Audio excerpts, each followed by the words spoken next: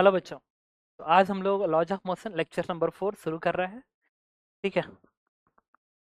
और आज कुछ अलग से मैं रिकॉर्डेड ऐड करूँगा क्योंकि तबीयत उतनी सही नहीं है।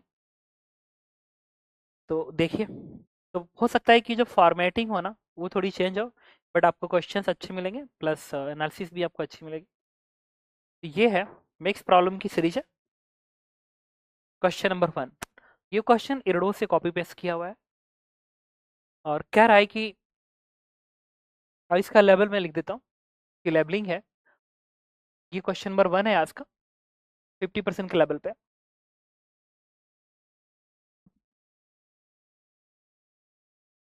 कह रहा है कि a bar of mass m is pulled by the mean of a thread up an inclined plane forming an angle alpha with horizontal.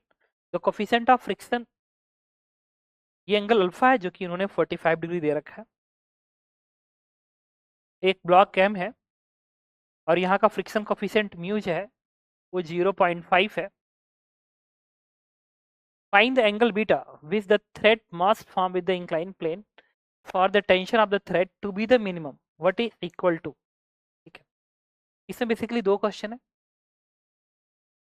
एक तो ये पूछ रहा है कि इस बीटा की मिनिमम वैल्यू कितनी होनी चाहिए ताकि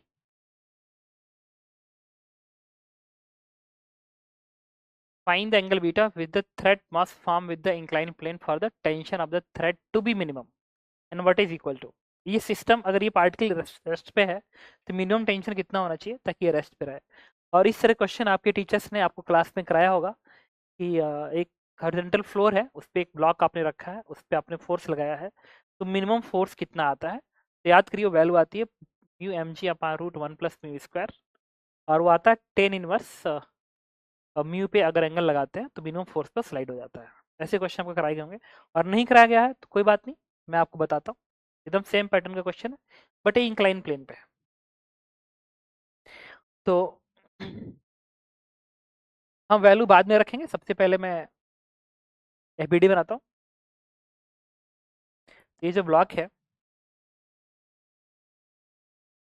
यहाँ पे टेंशन टी मैंने ऐसे दिखाया, यहाँ का एन ऐसे,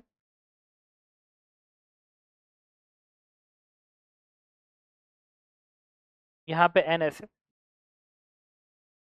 इस एम जी का एक कंपोनेंट ऐसे, this is M G sine alpha, और ये बनेगा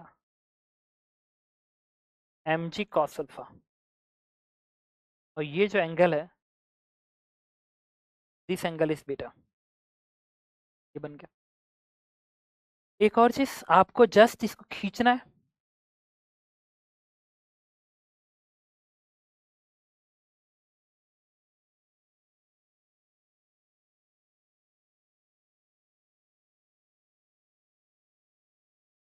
टू बी मैन टेंशन आपको मिनिमाइज करनी है। तो यार अगर मुझे टेंशन मिनिमम निकालना है, पता है क्या होगा कि ये टेंशन अगर कम से कम करेंगे तो ये ब्लॉक इधर स्लिप करना चाहेगा, इधर स्लिप करना चाहेगा। जब ब्लॉक इधर स्लिप करना चाहेगा तो फ्रिक्शन इधर काम करेगा, ऊपर को काम करेगा। वो होगा म्यू इज टू एन के बराबर, limiting friction mu is two n, जो कि म्यू उन्होंने 0.5 दे रखा है। अब सिस्टम ये इक्विलिब्रियम पे है, तो नेट फोर्स बैलेंस करते हैं, एक्स में भी वाई में भी, इधर फोर्स बैलेंस करते हैं। तो टी का इधर कंपोनेंट आएगा t cos beta, t cos beta आएगा। ये फ्रिक्शन इधर है, that is mu is two n, और ये वाला इधर है, this is M G sine alpha. Equation number 1। तो t cos beta mu n इसको बैलेंस करेगा। फिर वाई में बैलेंस करते हैं इधर, ये क्या बनेगा एन प्लस टी का ये वाला कंपोनेंट टी साइन बीटा बनेगा, और ये बैलेंस करेगा एम जी कॉस अल्फा को। Question number 2। अब क्या करेंगे, यहाँ से एन उठा के यहाँ पर रखिए, तो ये बनेगा T cos beta plus mu is two n की जगह पे क्या रखेंगे इसको, एम जी cos alpha minus t sine beta रख दिया, is equal to m ji sine alpha. तो यहाँ से जो टी की वैल्यू आएगी, मैं इसको अलग अलग करना चाहता हूँ, तो इसको आप उधर भेज दीजिए, ये बनेगा m g common sine alpha sine alpha, mg common sine alpha, और इधर से mg कॉमन, तो इधर जाएगा तो बनेगा minus mu cos alpha and divided by, ये बनेगा कॉस बीटा,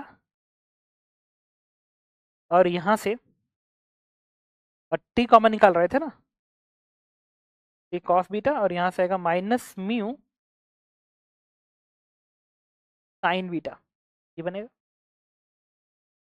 सही है। टी कॉस बीटा कॉमन, और यहाँ से म्यू टी साइन बीटा, तो टी कॉमन आएगा तो माइनस म्यू साइन बीटा बनेगा। तो ये टी की वैल्यू है। लेकिन इसमें यार एक प्रॉब्लम ये आ रही है कि माइनस का टर्म्स अगर इस, क्योंकि पता है ये ऐसा लग रहा है कि अगर फ्रिक्शन उल्टा हो जाए ना, उल्टा हो जाए ना, नहीं सही तो है।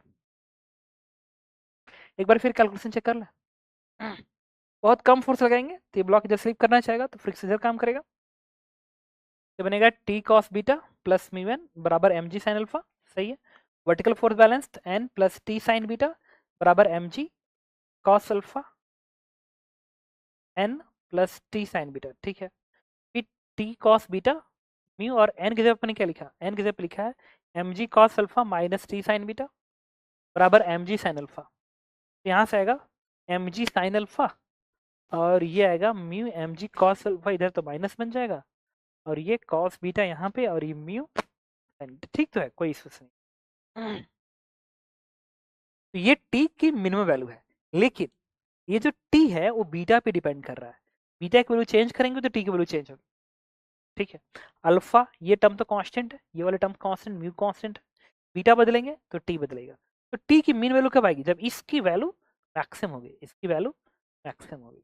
तो चलिए मैं टी मीन निकालने के लिए क्या किया, टी मीन के लिए, टी मीन के लिए मैंने इस फंक्शन को y मान लिया, y is cos beta minus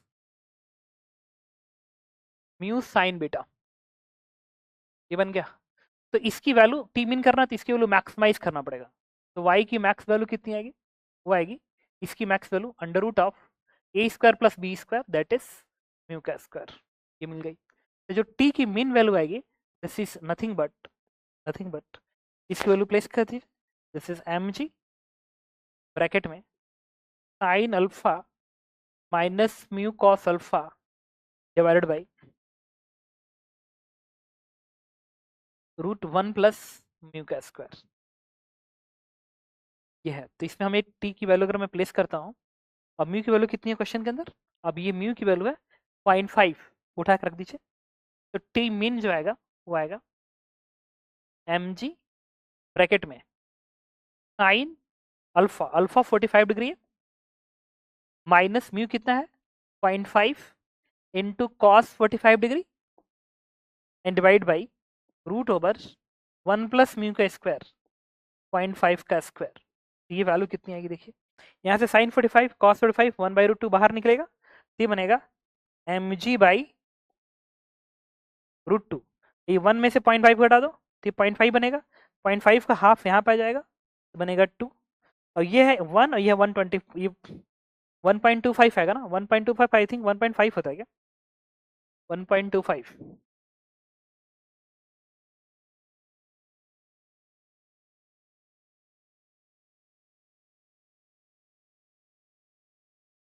root over 1.25,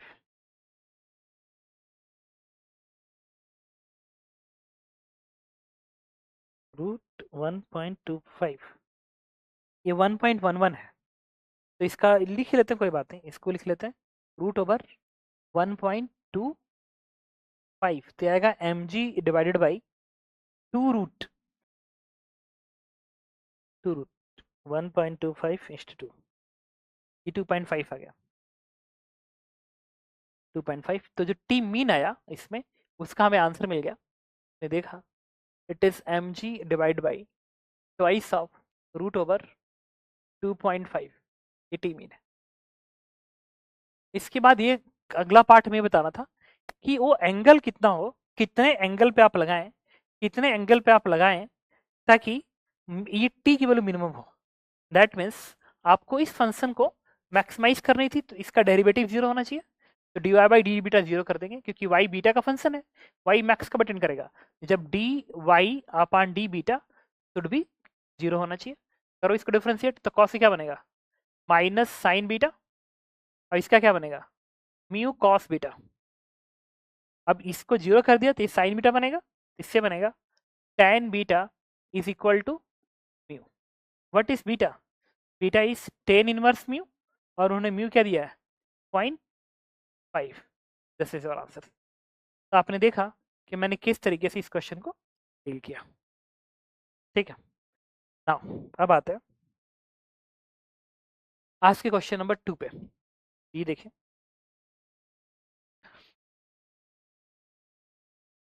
question number 2 जो है, ये करीब 60% के लेवल पर हम इस क्वेश्चन को मानेंगे, और आप क्वेश्चन को पढ़े होंगे। कह रहा है कि horizontal plane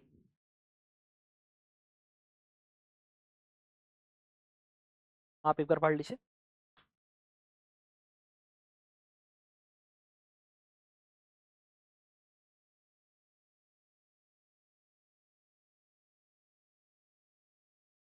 A horizontal plane with the coefficient of friction K support two bodies.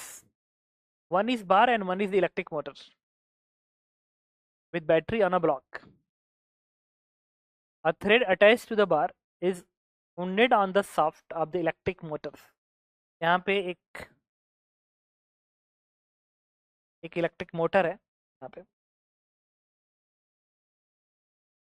Electric motor क्या कर रहा है कि ऐसे घुमा रहा है, तो इस रस्सी को खींच रहा है। कोफिशिएंट ऑफ फ्रिक्शन बॉटम का म्यू 0.5 दिया गया। एक्स में इरडो में ना म्यू को के से रिप्रेजेंट किया जाता है। A bar and electric motor with the battery on a block. A thread attached to the bar wounded on the shaft of the electric motor. The distance between the bar and electric motor is 2 meters. ये distance L है, ठीक है। When the motor is switched on, the bar whose mass is twice as that of other bodies. When the motor is switched on, the bar whose mass is twice, bar का mass twice है motor के मास से, ठीक, other bodies. When a motor is switched on, the bar whose mass is twice as great as ditna start moving with constant acceleration w. इसका जो acceleration है वो w कह रहा है, मतलब इसको a मान लेते हैं। इसका एक्सेलरेशन a जो है वो बराबर है 2 मीटर पर सेकंड स्क्वायर, तो अलग से लिखा होगा 2 मीटर पर second square. How soon will the bodies collide, कितने टाइम बाद ये बॉडीज कोलाइड हो जाएंगे, तो समझते हैं।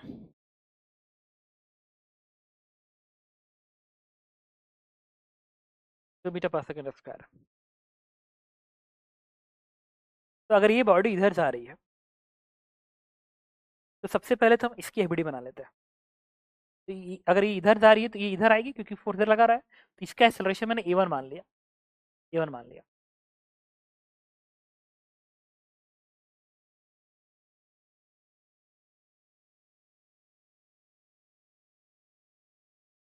अब 20 की दूरी l है, तो ये 20 की जो दूरी है वो किस रेट से कम हो रहा है, अगर इसको मैं a2 मान लूँ और इसको a1 मान लूँ, तो ये इधर जा रहा है, इधर जा रहा है, तो रिलेटिव एक्सेलरेशन कितना आएगा, a1 प्लस a2। तो relative acceleration is a1 plus a2, कितना आएगा। तो इस रिलेटिव एक्सेलरेशन से इनकी 20 दूरी कम हो रही है, तो कितना टाइम में दूरी जीरो हो जाएगी, तो s बराबर ut plus half it square, तो half relative acceleration a1 plus a2 into T का स्क्वायर। अब a1 प्लस a2 है तो हमारा आंसर आ जाएगा। a2 तो पता है, बस a1 निकालना पड़ेगा। एक काम करते हैं, इस मोटर की इस बार की वीडियो बनाते हैं। जब आप इस बार की वीडियो बनाओगे ना, तो आप टेंशन टी आगे दिखाओगे, टेंशन टी आगे, और यहाँ पे जो फ्रिक्शन होगा, ठीक है, चूंकि आगे जा रहा है तो फ्रिक्शन मैंने पीछे को दिखाया, और वो होगा म्यू म्यू एम इंटू जी होगा, और ये एक्सेलरेशन a2 है जो कि 2 के बराबर है। इस पे लिखेंगे बराबर में, तो t minus this, t minus 5 दूनी 10 1 mg, ये बनेगा t minus this equals to, इसका मास कितना है 2m, तो 2m इंटू ए टू कितना है 2 के बराबर। तो यहाँ से टी की वैल्यू हो जाएगी आपकी ये जी 10 आएगा, यहाँ से 4, ये 14 एम आ गया। अब बनाएंगे इस मोटर की विडी।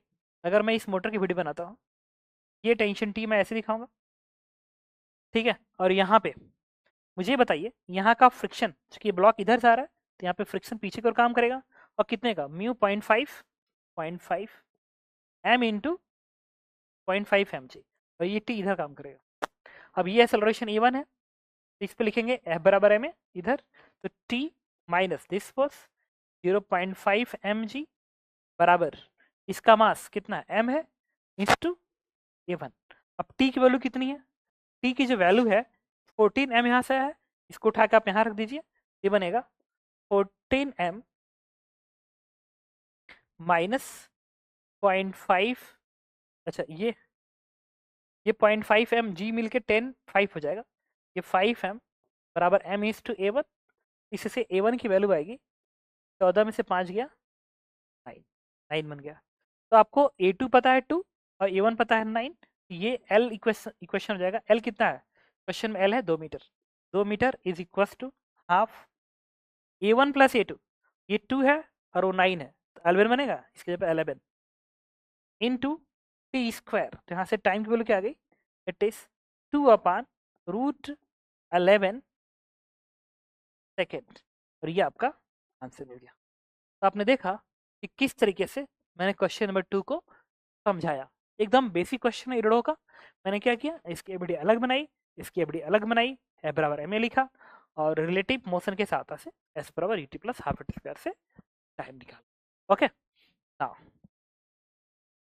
This is the question number 3 आज का। क्वेश्चन नंबर तो 3 है, ठीक है, इसको मैं 50% के लेवल पे रखूंगा। जो क्वेश्चन है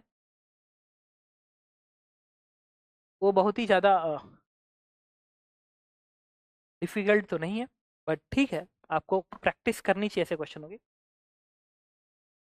कह रहा है कि force F is applied on the upper pulley if F बराबर 30t where t is in time second, find the time when m1 lose the contact with the floor। कह रहा है कि अगर यहाँ पे फोर्स लग रहा है वो 30t के बराबर है, तो टाइम बताइए जब m1 इस कॉन्टैक्ट को लूज करेगा, m1 इस कॉन्टैक्ट को लूज करेगा। तो ठीक है, सोचते हैं। अच्छा, ये 30t है, अगर ये t है और तो फिर ये टेंशन अगर t है तो ये t, तो ये भी t आएगा, ये भी t आएगा, ये भी क्या आएगा t आएगा, यहाँ क्या आएगा, अच्छा ये टी तो 3t, ये 3t 30t के बराबर है, तो 3t बराबर 30t, then what is t, tension हो जाएगा 10t 10t। अब सोचते हैं, सबसे पहले इस m2 की एबीडी बनाते हैं। जब m2 की एबीडी बनाओगे तो टेंशन t ऐसे दिखाओगे, और इसका वेट 1g नीचे, दैट इज 10 न्यूटन, ये m2 की एबीडी है। उसी तरीके से m1 की एबीडी बनाते हैं। जब आप m1 की एबीडी बनाएंगे, ये टेंशन क्या है 2t, ये 4 kg का है तो बनेगा 4g, दैट इज 40। तो सबसे पहले तो हम ये देखते हैं कि सबसे पहले उठेगा कौन, ये देखेंगे सबसे पहले उठेगा कौन। पहले तो मैं ये मान के चल रहा हूँ कि ना ये उठा ना ये उठा, क्योंकि टेंशन शुरू में कम होगा। अगर टेंशन शुरू में कम होगा तो ये भी धरती पे ही रहेगा, ये भी धरती पे ही रहेगा। तो सबसे पहले कौन उठेगा, तो लेट सबसे पहले m2 उठता है, चेक कर लेते हैं। लेट सबसे पहले m2 उठेगा, भाई किसी न किसी को तो मानना पड़ेगा कि पहले कौन उठेगा, m1 उठेगा कि m2 उठेगा। तो मैंने m2 को मान लिया सबसे पहले m2 उठेगा। m2 कब उठेगा, जब ये t इस 10 के बराबर होगा। तो t अगर 10 के बराबर होगा, और t किसके बराबर है 10t बस, तो t बराबर 1 सेकेंड। लेट मतलब फर्स्ट m2 उठेगा तो 1 सेकेंड उठेगा। और किसी ने कहा कि नहीं, लेट m1 पहले उठेगा, m1 फर्स्ट लिफ्ट करेगा फर्स्ट, तो तब करेगा जब 2t 40 के बराबर होगा, दैट मीन्स 2t 40 के बराबर होना चाहिए। और t किसके बराबर है 10t, तो 2:10t बराबर 40, यहाँ से t की वैल्यू आएगी 2 सेकेंड। इसका मतलब कि ये 1 पहले आ रहा है, दैट मीन्स जब आप इस टेंशन को बढ़ाना शुरू करेंगे ना तो 1 सेकेंड पहले आएगा।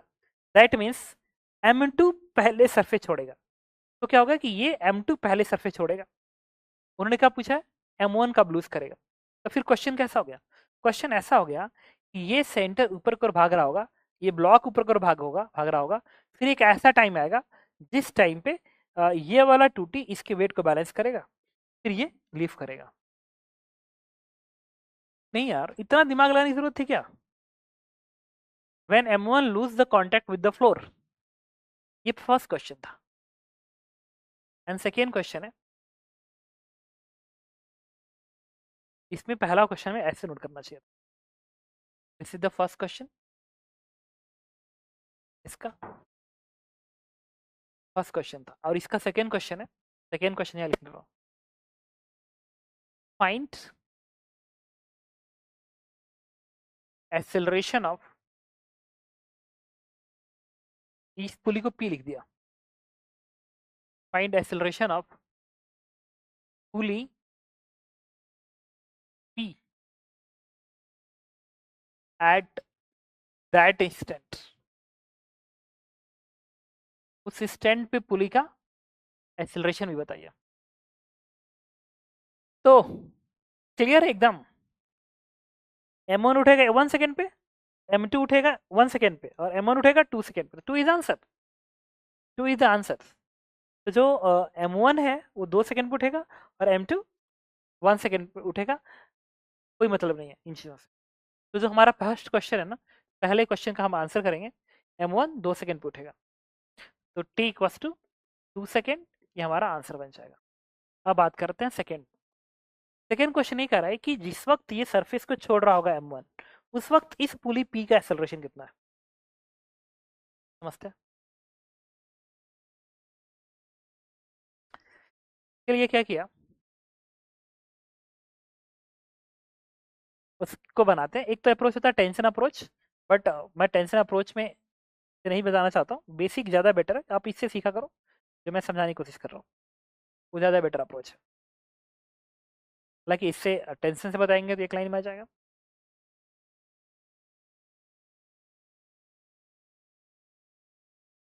ये इसका एक्सेलरेशन निकालना है, that is let this is a. और पहले कौन उठा था, पहले M2, M2 पहले उठेगा। तो कुछ समय बाद M2 के पास एक एक्सेलरेशन होगा, दिस इज लेट्स 2 M2, और इसका एक्सेलरेशन कितना है, 0 एट टाइम। जिस टाइम पे उठने वाला होगा उस वक्त इसका एक्सेलरेशन 0 होगा, इसका A2 होगा। अब इस A2 और इस A में क्या रिलेशन है ये निकाल लीजिए। और A2 कैसे निकलेगा, तो यहाँ का टेंशन कितना है, यहाँ का टेंशन T है, ये टेंशन T है, तो T और इसका वेट M2 G, वो कितना आ रहा है, 10 न्यूटन है। M2 का 10 न्यूटन, ऐसे 10। यहाँ पे फोर्थ इक्वेशन क्या लिखेंगे, T माइनस 10 बराबर, T माइनस 10 बराबर M2 का मास कितना है 1 kg, तो 1 kg इंटू इसका एक्सेलरेशन A2। अब T कितना है, T 10T है, तो यहाँ पे लिखेंगे 10T माइनस 10 बराबर A2, और किस टाइम पे, 2 सेकेंड पे, तो यहाँ पे 2 सेकेंड पे 20, 2 सेकेंड रखिए, तो 20 माइनस 10 10, A2 कितना आ गया 10। बट हमारा आंसर तो ये निकालना बाकी है। इसके लिए मैंने स्ट्रिंग कांस्टेंट का हेल्प लिया। ठीक है, मान लिया कि इसके सेंटर और इस ब्लॉक के बीच की दूरी, मैं अपने मन से मान लिया कि ये x1 है, इसके और इसकी बीच दूरी, इसकी बीच दूरी x2 मान लिया, इसकी बीच दूरी x3 मान लिया। This is the string constant. ठीक है, तो आप क्या करेंगे, x1 plus x2 plus x3 बराबर constant, x1 plus x2 plus x3 का सम कांस्टेंट करेंगे। चलिए x1 के नीचे लिखते हैं, इसके नीचे लिखते हैं। तो ये ऊपर जा रहा है A2 से, तो कम कर रहा है, लिखेंगे माइनस A2। ये ऊपर जा रहा है A से, तो इसको बढ़ा रहा है, लिखेंगे प्लस A। x2 के नीचे क्या लिखेंगे, इसके नीचे x2 ये है, इसके नीचे ये ऊपर जा रहा है A से, तो इस दूरी को बढ़ाएगा, तो प्लस A। और ये इससे अटैच है, तो ये पुली भाग ही नहीं रही होगी, जब ये नहीं भाग रहा है तो 0, लिखने की जरूरत नहीं है। अब लिखेंगे x3 के नीचे, तो ये A से जा रहा है, तो इस दूरी को बढ़ा रहा है, बट ये नहीं भाग रहा है, तो सिर्फ प्लस ए लिखेंगे, प्लस ए, एक्स के नीचे प्लस है, इसके नीचे इतना, एंड दैट इज 0। डिफ्रेंशिएट करने के बाद इसे देखिए, एक ए, इससे ए टू क्या आ जाएगा, दैट इज 3 है, ए टू आ गया 3 है। और आपसे पूछा गया था ए की वैल्यू बताइए, ये होगा ए टू अपान 3, ए टू है 10, तो that is 10 upon 3 metre per second square. इस तरीके से मैंने आपको इस क्वेश्चन का आंसर बता दिया, 10/3 मीटर पर सेकेंड स्क्वायर। तो आपने देखा कि एक अच्छा कांस्टेंट रिलेशन था जो आपको समझ में आया होगा। ठीक है, तो इसके बाद है, इसके बाद आते हैं हम नेक्स्ट क्वेश्चन पे, आज का क्वेश्चन नंबर 4। क्वेश्चन नंबर 4 जो है ये भी, और मैं मान के चलता हूँ कि 50% के ही लेवल पे क्वेश्चन है, 50% के लेवल पे क्वेश्चन है। और पढ़िए, कह रहा है कि a block capital M slide down और frictionless incline as shown in the figure, find the minimum friction coefficient so that m बराबर 1 kg does not slide with respect to capital M. ये इंक्लाइन फ्रिक्शनलेस है, कह रहा है इसके बीच में यहाँ का फ्रिक्शन कोफिशिएंट कितना हो ताकि ये ब्लॉक इस पे स्लाइड ना करे। जब ये इस पे स्लाइड नहीं करेगा, तो इसके बीच में फ्रिक्शन क्या है, स्टैटिक फ्रिक्शन होगा, कोई स्लिपिंग नहीं हो रही है। तो अगर मैं ऐसे एक सिस्टम बना लूँ, एक ऐसे सिस्टम बना लो, ऐसे सिस्टम, तो इस पूरे सिस्टम पे का में दोनों ही का एक्सेप्शन सेम होगा, इधर ए, इसका भी इधर ए, और नेट फोर्स इधर कितना होगा बताइए दोनों का, वो आएगा small m plus capital m ji sine theta equals to total mass into acceleration. इससे ए की वैल्यू आ जाएगी जी साइन थीटा, इससे ए की वैल्यू आएगी जी साइन थीटा, क्योंकि दोनों में कोई स्लिपिंग नहीं है तो पूरा सिस्टम एक साथ ऐसे जा रहा होगा, तो ये इतना आएगा। अभी इसे ए बराबर लिखेंगे जी साइन थीटा, तो G sine theta is 37 degree, it is 3/5 आ गया 6 मीटर पर सेकंड स्क्वायर। तो इसकी एक्सेलरेशन है 6 मीटर पर सेकंड स्क्वायर। अब ये ब्लॉक जब इस पे स्लिप नहीं कर रहा है, हम एक बार इस वेस के फ्रेम पे चले जाते हैं। तो जब मैं इस वेस के फ्रेम पे जाऊंगा,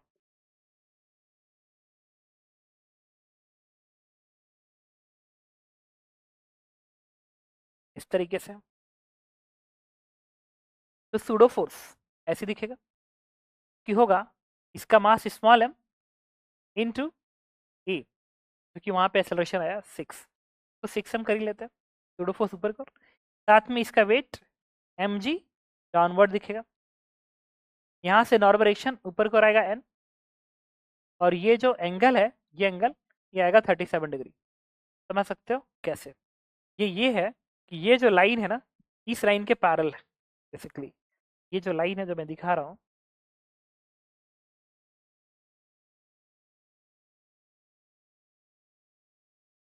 सूडो फोर्स इस लाइन के पैरेलल ऐसा आएगा, सूडो फोर्स इस लाइन के पैरेलल आएगा, जो कि है 6 इंटू एम के बराबर, 6 इंटू इस ब्लॉक का मास है दूसरा।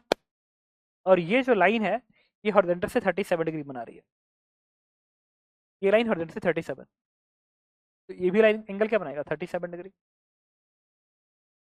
ये कितना आएगा एन के बराबर, इसका वेट कितना है स्मॉल एम जी, तो फ्रिक्शन इधर काम करेगा पीछे, and this is mu is two N.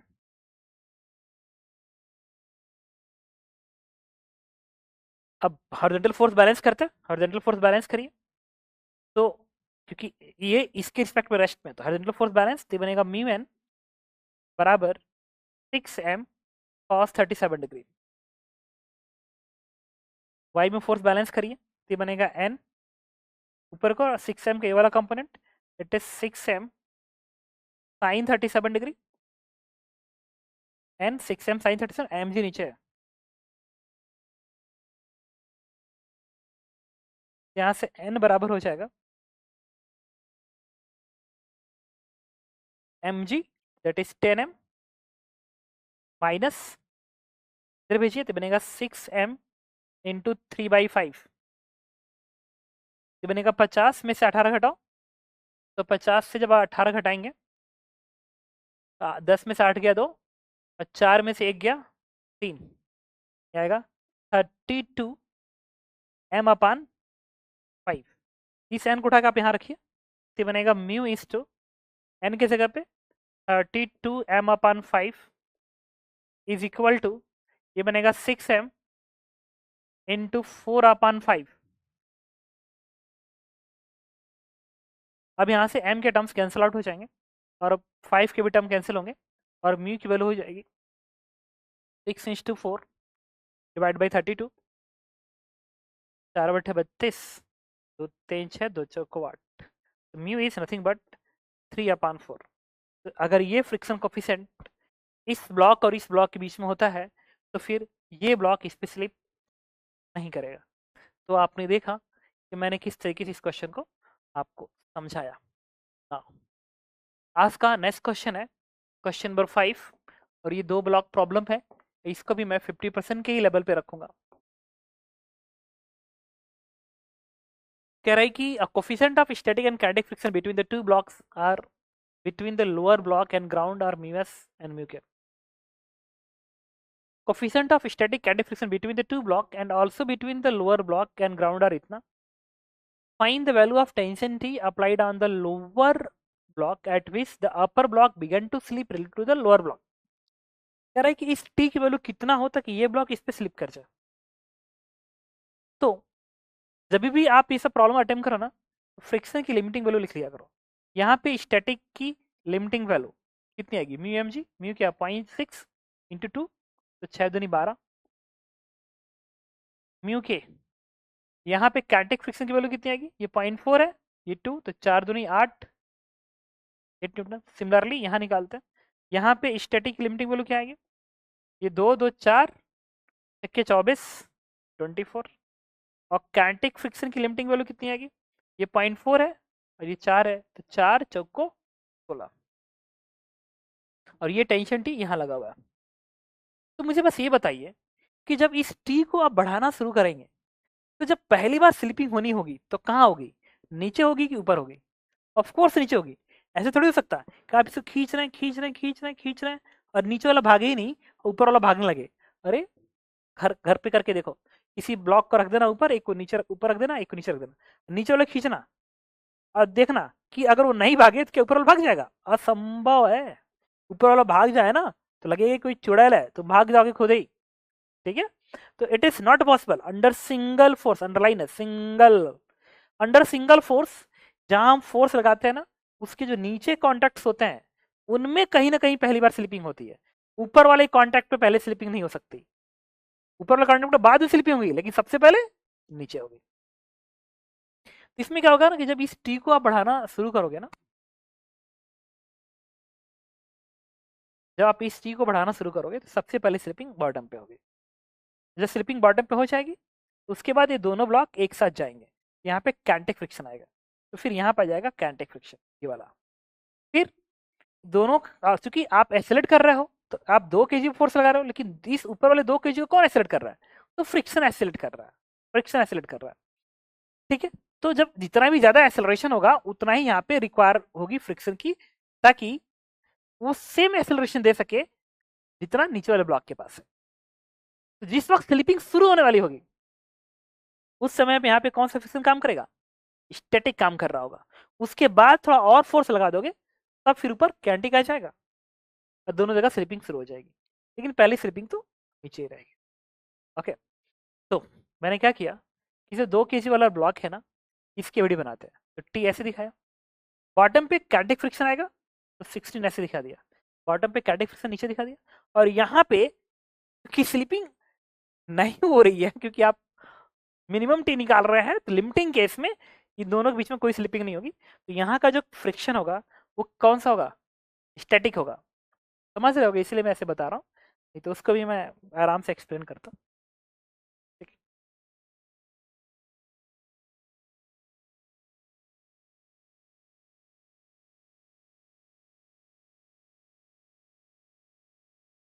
तो बॉटम पे पहले स्लिपिंग हुई है तो वहाँ पे काइनेटिक होगा, और जब ये टी एक सर्टेन वैल्यू को अटेंड कर लेगा उसके बाद इसके बीच में कोई स्लिपिंग, उसके बाद अगर इस टी को बढ़ाएंगे तो फिर स्लिपिंग शुरू होगी। तो जस्ट स्लिपिंग के पहले आपको तोड़ना है ना कॉन्टैक्ट ना, तोड़ना है, अंडरलाइन तोड़ना है, कांटेक्ट तोड़ना है, तो यहाँ पे स्टैटिक फ्रिक्शन होगा। When t is at maximum value to start, maximum to minimum value to start slipping between this two, उस टी पे यहाँ पे स्टैटिक फ्रिक्शन होगा। और इस टू के ऊपर वाले 2 kg में फ्रिक्शन आगे, तो नीचे वाले 2 kg फ्रिक्शन पीछे, इस पे फ्रिक्शन पीछे काम करेगा और वो स्टैटिक का होगा। स्टैटिक कितना ऊपर वाले सरफेस पे 12 है। अब लिखेंगे F बराबर में, तो T -12 -16 बराबर 2 kg का मास है, इसको लिखेंगे 2 kg इंटू एक्सेलरेशन है, इक्वेशन नंबर 1। अब बनाएंगे ऊपर वाले 2 kg के बीडी, तो ऊपर वाले 2 kg पे चूंकि इस पे फ्रिक्शन आप 12 इधर दिखाए हैं, तो इस पे फ्रिक्शन 12 आप आगे दिखाएंगे। और इस टी की उस वैल्यू पे जब इसके बीच में जस्ट स्लिपिंग शुरू होने वाली होगी, दोनों का एक्सेलरेशन एक्जैक्टली सेम होगा, दोनों का एक्जैक्टली सेम होगा, इस पे लिखेंगे F बराबर है में। तो यहाँ से ए की वैल्यू कितनी आ गई, 6 मीटर पर सेकंड स्क्वायर आ गई। अभी इस एक उठा के यहाँ पर रख देंगे, ये बनेगा टी इज इक्वल टू 12 + 16 + 2 × 6 भी 12, तो 24 + 16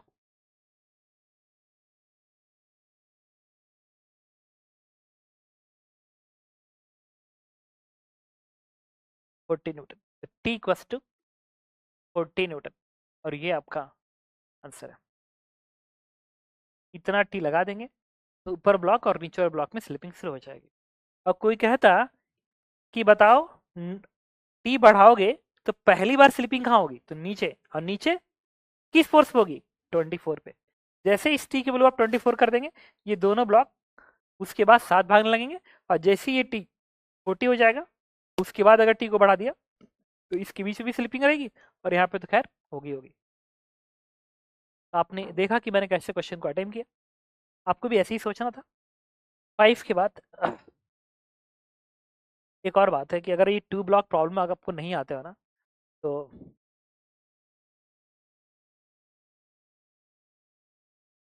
आपको क्या करना होगा, एक तरीका है, हम डायरेक्ट आमने सामने तो नहीं है, अदरवाइज मैं आपको पढ़ा ही देता पूरी तरीके से 2 ब्लॉक प्रॉब्लम।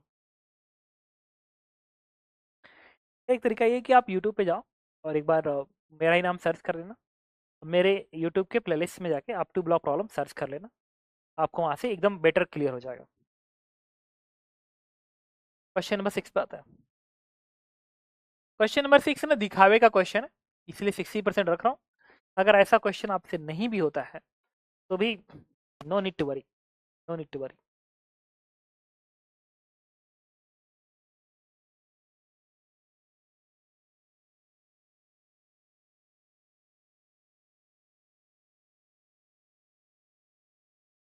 पॉज करिएगा। तो a massive bead is threaded on the long light rod, ये सब कुछ ना इसी का खेल है, long light rod, one end of which is pivoted to the fixed point O. Initially the rod is held horizontally and bead is at length L from the pivot. Coefficient of friction between the rod and bead is mu, इसके बीच का friction coefficient mu है।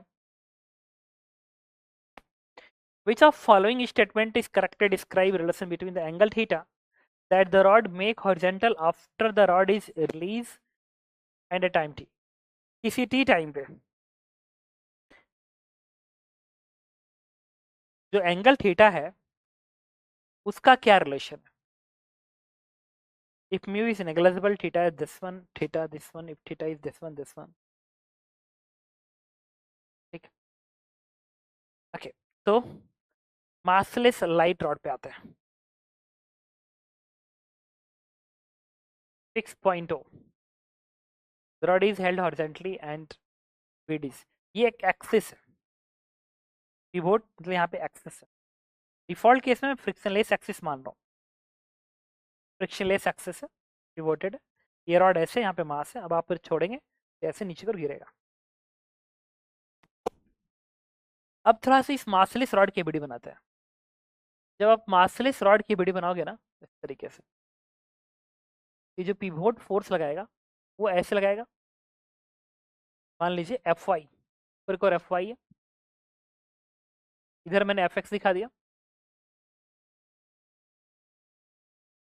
और ये जो pivot है, ये pivot तो ये है, लेकिन ये जो रिंग है वो इस रॉड पे ऐसे फोर्स लगाएगी,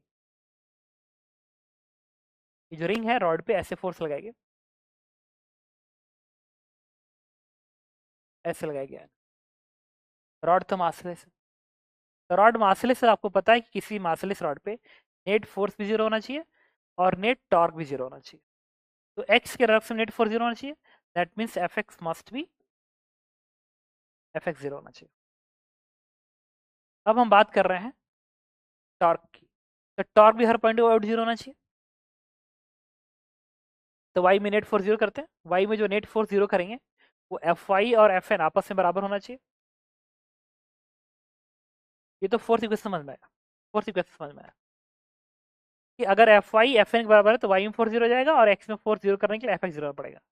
अब इसके बाद टॉर्क जीरो करते हैं, इसके बाद टॉर्क जीरो करोगे तो एफ इसी से पास कर रहा है, एफ वाई इसी से पास कर रहा है, जीरो आएगा। और अगर ये दूरी किसी टाइम पे एक्स है तो इस एन का इसके बाद टॉर्क आएगा एन एक्स, और उसको भी क्या होना चाहिए, जीरो। एक्स तो नॉन जीरो है, that means n must be zero. N zero हो गया तो एफ वाई जीरो हो गया, दैट मीन्स एफ वाई भी, दैट मीन्स इस मॉसलेस रॉड पे कोई भी फोर्स नहीं होगा, ना एफ एक्स होगा, ना एफ वाई होगा, ना एन होगा, कोई भी फोर्स नहीं होगा। तो जब मासलेस रॉड पे कोई फोर्स ही नहीं है, ये एन भी नहीं है, तो वो जो पार्टिकल्स है जो इस मासलेस रॉड पे फोर्स लगा रही है, एक्चुअल में वो लगाएगी ही नहीं, ये एक्शन रिएक्शन पेयर होगा। अगर पार्टिकल लगाती रॉड पे फोर्स तो रॉड भी लगाता उसके ऊपर।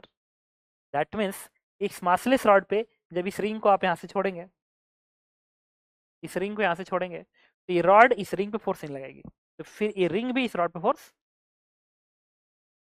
अब आता है, चलिए, तो जब रिंग पे कोई फोर्स ही नहीं लगेगा, दैट मीन्स रिंग की एबिडी में सिर्फ आपको एक ही फोर्स दिखेगा, वो है रिंग का वेट एम जी, और तो कोई फोर्स नहीं दिखेगा। जब रिंग की एबिडी में सिर्फ एम जी फोर्स दिखेगा, दैट मीन्स वो एक फ्री फॉल मोशन करते हुए नीचे उतरेगा, तो उसका मोशन फ्री फॉल हो जाएगा। तो फिर वो यहीं से फ्री फॉल मोशन करेगा इस तरीके से। एक पिवोट है ऐसा, पिवोट है, और ये रॉड है यहाँ पे ऐसा, यहाँ पे एक रिंग थी, ये रिंग ऐसे इसी वर्टिकल लाइन में फ्री फॉल करेगी। तो टी टाइम में ये कितना दूरी तय करेगी, टी टाइम में जब रॉड यहाँ पर आ जाएगा इस तरीके से, जब टी टाइम में रॉड यहाँ पे आएगा तो रिंग यहाँ पर आ जाएगी, और रिंग का एक्सेलरेशन जी है, ये डिस्टेंस आएगा U T plus half it square, U zero है, it is half G into T का स्क्वायर, बन गया इतना। आगे अब आता है, ये लेंथ एल है, ये भी एल ही रहेगा, और ये वाला एंगल क्या है, थीटा। इन्होंने थीटा पूछा तो इस ट्रायंगल में लिख सकता हूँ tan theta is equal to this length is half g t square divide by l. तो यहाँ से थीटा आ जाएगा tan inverse g t square divide by 12, and this is your answer, this is your answer. इस तरीके से मैंने theta की वैल्यू कैलकुलेट की कि म्यू इज नेग्लिजिबल, इस म्यू से कोई मतलब नहीं है, क्यों कि जब एन ही जीरो है तो म्यू कहाँ से आएगा। और अगर आप इसको एफबीडी से भी समझते तो भी समझ सकते थे, अगर फ्रिक्शन दिखाते तो आप ऐसे दिखाते, ये एफ एक्स ऐसे तो फ्रिक्शन आप ऐसे दिखाते, और क्या कहते कि ये एफ एक्स और ये वाला आपस में बराबर होगा, ये बराबर होना चाहिए। और जब एन जीरो आ रहा है तो जो फ्रिक्शन एफ एक्स होता है वो कुछ और नहीं, म्यू इज टू एन होता है। जब एन जीरो है तो एफ एक्स भी जीरो होगा, दैट मीन्स जब एन ही नहीं है तो फ्रिक्शन कैसे आ सकता है, पॉसिबल ही नहीं है।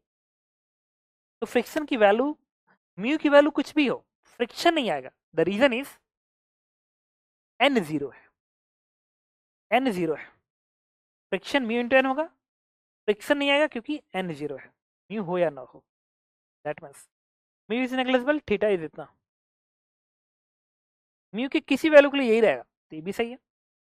If mu is finite theta is इतना, ऑफ कोर्स ये भी सही है, म्यू पे डिपेंड ही नहीं कर रहा, if mu is finite theta is smaller than, गलत है, बिल्कुल नहीं, आंसर इज स्मॉलर, म्यू की हर वैल्यू के लिए आंसर सेम रहेगा। ओके, क्वेश्चन नंबर 6 के बाद क्वेश्चन नंबर 7 पे आते हैं, और क्वेश्चन नंबर 7 जो है ये मैं मान के चलता हूँ कि 50% के लेवल का क्वेश्चन है।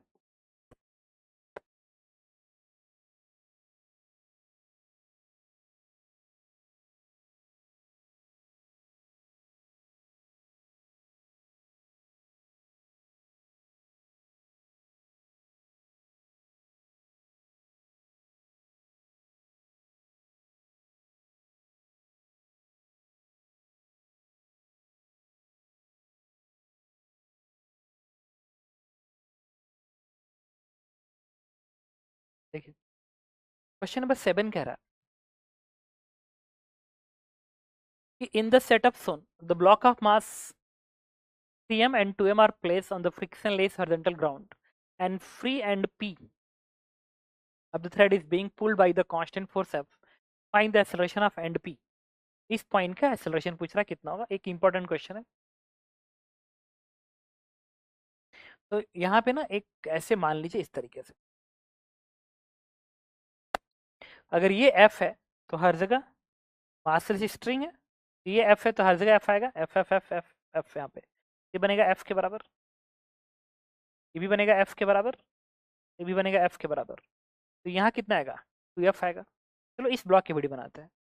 जब इस ब्लॉक 3M के वीडियो बनाएंगे तो यहाँ पे आप 2F दिखाएंगे और यहाँ पे आप F दिखाएंगे।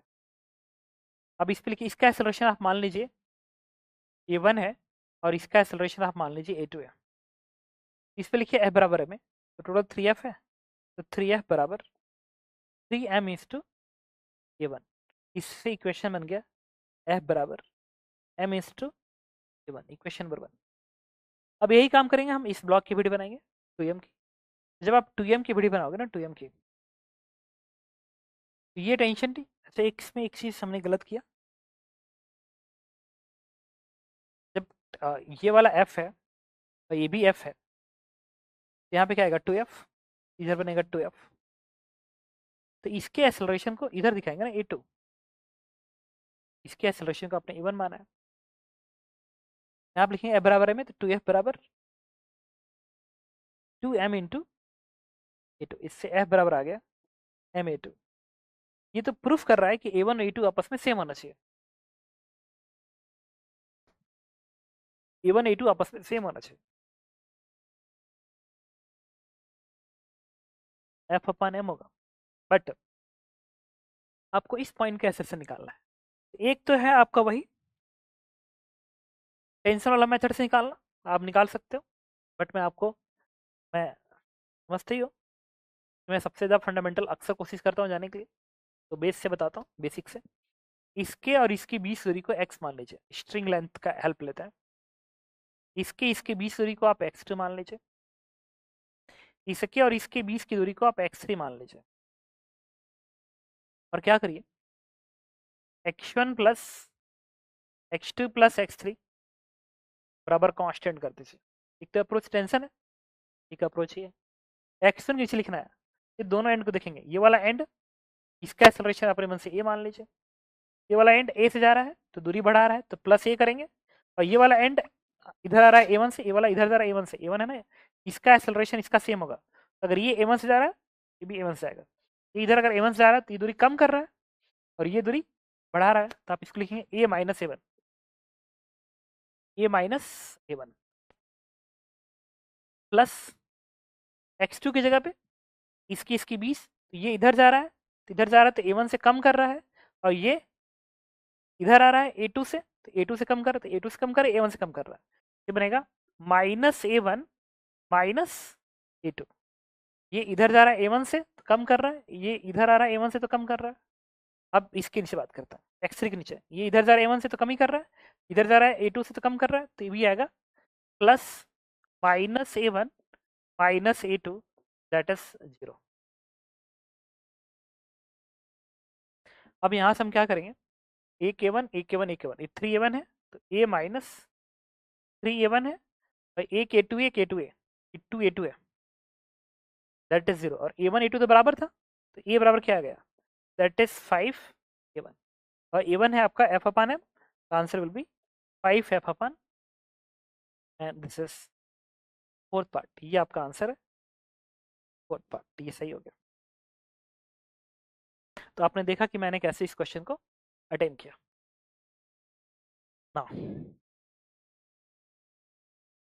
अब आता है, this is the question number 8 today का, और इसका जो लेवल है कि मैं 60% के लेवल पे रखूंगा। कह रहा है देखिए,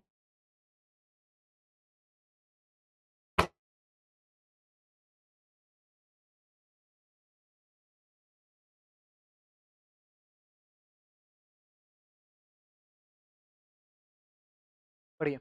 A system is shown in the figure. All contact surfaces are frictionless and string is tight and extensible. Wedge A moves toward right with speed 10 metre per second. ये इधर जा रहा है 10 मीटर पर सेकेंड से, and velocity of B is relative to A in downward direction along the incline. Wedge A move with the right 10 meter per second and velocity of B relative to the A in downward direction along the incline having magnitude of 5 metre. इस B का जो acceleration है वो इस direction में 5 metre per second है, but ये relative acceleration है। Okay, find the horizontal and vertical component of the velocity of the block C. इस ब्लॉक सी का हॉरिजॉन्टल और वर्टिकल कंपोनेंट बताइए।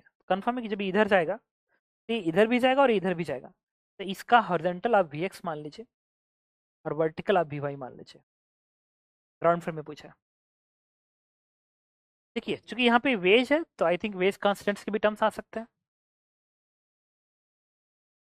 और स्ट्रिंग कांस्टेंट के भी टर्म्स आ सकते हैं। तो सबसे पहले हम बात करेंगे वेज कांस्टेंट्स की। तो हम लोग क्या करेंगे, इस वेज को डायग्राम को दिखाएंगे।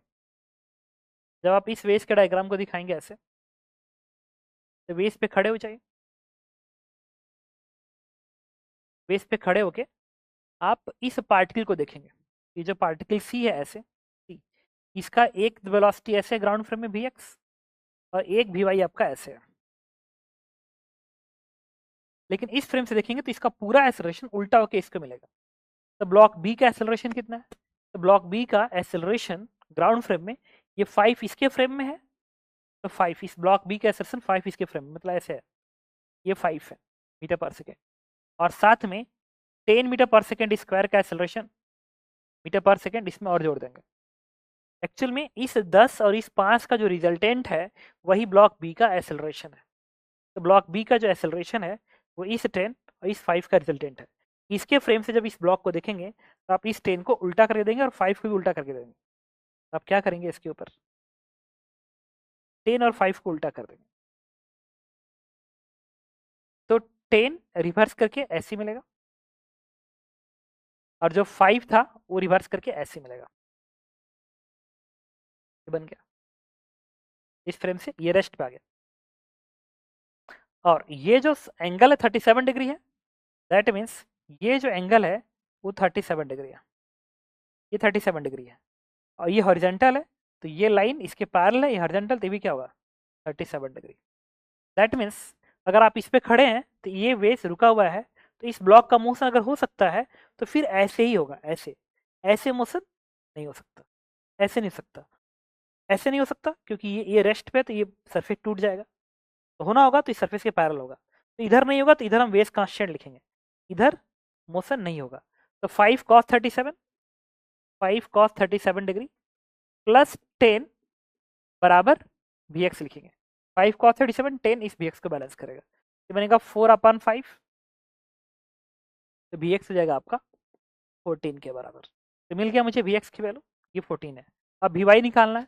Vy निकालने के लिए आपको स्ट्रिंग कांस्टेंट का हेल्प लेना पड़ेगा, और स्ट्रिंग कांस्टेंट में मैंने क्या किया, इसको x1 मान लिया, इसके बीच की दूरी को, इसके बीच दूरी को x2 मान लिया, और इसके बीच की दूरी को x3 मान लिया।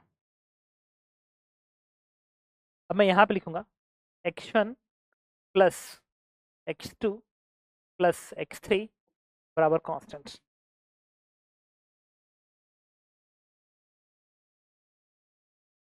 अब लिखेंगे इक्वेशन x1 के नीचे, ये है x1 के नीचे, तो क्या ये ब्लॉक नीचे जा रहा है Vy से, हाँ जा रहा है। अगर ये Vy से जा रहा है तो इस दूरी को बढ़ा रहा है, तो आप लिखेंगे यहाँ पे प्लस Vy। क्या इस पुली का सेंटर नीचे जा रहा है, देखना पड़ेगा। इस पुली का सेंटर की वेलोसिटी वही होगी जो इसकी होगी। इस पुली के सेंटर क्योंकि इससे अटैच है, तो इसकी वेलोसिटी इसके बराबर होगी। इसकी वेलोसिटी कितनी है, इसकी वेलोसिटी इसके बराबर है, और इसकी जो वेलोसिटी है वो इस 10 और इस 5 का रिजल्टेंट है। तो 10 आप ऐसे दिखाएंगे, ऐसे 10, और ये जो 5 है इसको एज इट इज इसके पैरेलल आप ऐसे रख दीजिए, इस सरफेस के पैरेलल से, और ये किसके बराबर है, 5 के बराबर है। अब एंगल निकालते हैं। अच्छा ये लाइन पैरेलल है, ये हॉरिजॉन्टल, ये हॉरिजॉन्टल, तो ये 37, तो ये भी क्या आएगा 37 डिग्री आएगी। तो मुझे बताइए इस x1 लिखना है तो ये नीचे आ रहा है तो वी से बढ़ा रहा है, बट इस पुली का सेंटर क्या नीचे आ रहा है इधर, यस आ रहा है, इस वेलोसिटी से नहीं, इसके कंपोनेंट्स आ रहा है। ये 5 है तो ये बनेगा 5 का साइन 37 नीचे को, नीचे को अगर नीचे को रहा है दैट मीन्स कम कर रहा है, तो यहाँ पे लिखेंगे -5 साइन 37 डिग्री। ये लिख लिया मैंने x1 के नीचे, x के नीचे ये बढ़ा रहा है तो प्लस, अब 5 का ये वाला कंपोनेंट कम कर रहा है तो माइनस। अब लिखेंगे x2 के नीचे, ये तो भाग नहीं रहा है लेकिन ये इधर जा रहा है, इधर इधर जा रहा है तो इस दूरी को बढ़ा रहा है, तो इस दूरी को किससे बढ़ाएगा, ये 5 है और इस 10 का भी कंपोनेंट इधर आएगा 10 cos 37, उससे इस दूरी को कम करेगा, ये 5 से इसको कम कर रहा है और 10 cos 37 से कम कर रहा है, तो घटा रहा है तो लिखेंगे माइनस, माइनस ये लिखेंगे 5 प्लस 10 cos 37 डिग्री बन गया। अब लिखेंगे x3 के नीचे, x3 ये है, क्या ये भाग रहा है नहीं, लेकिन ये 10 से इधर जा रहा है, इधर जा रहा है तो इस दूरी को कम करेगा, हम यहाँ लिखेंगे -10 इज इक्वल टू 0।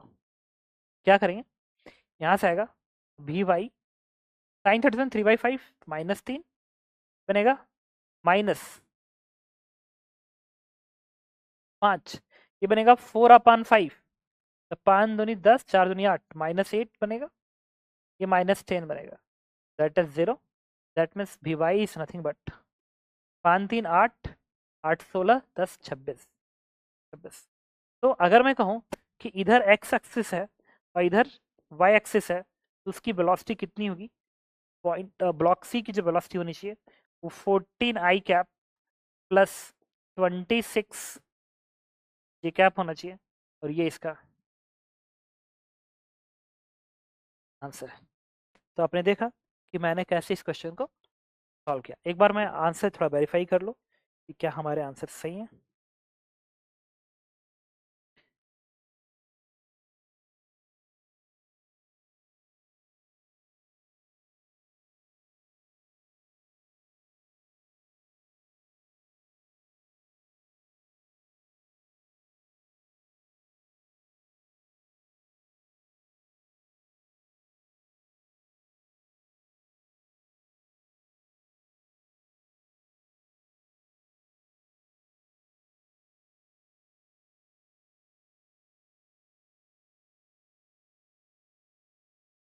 नंबर 10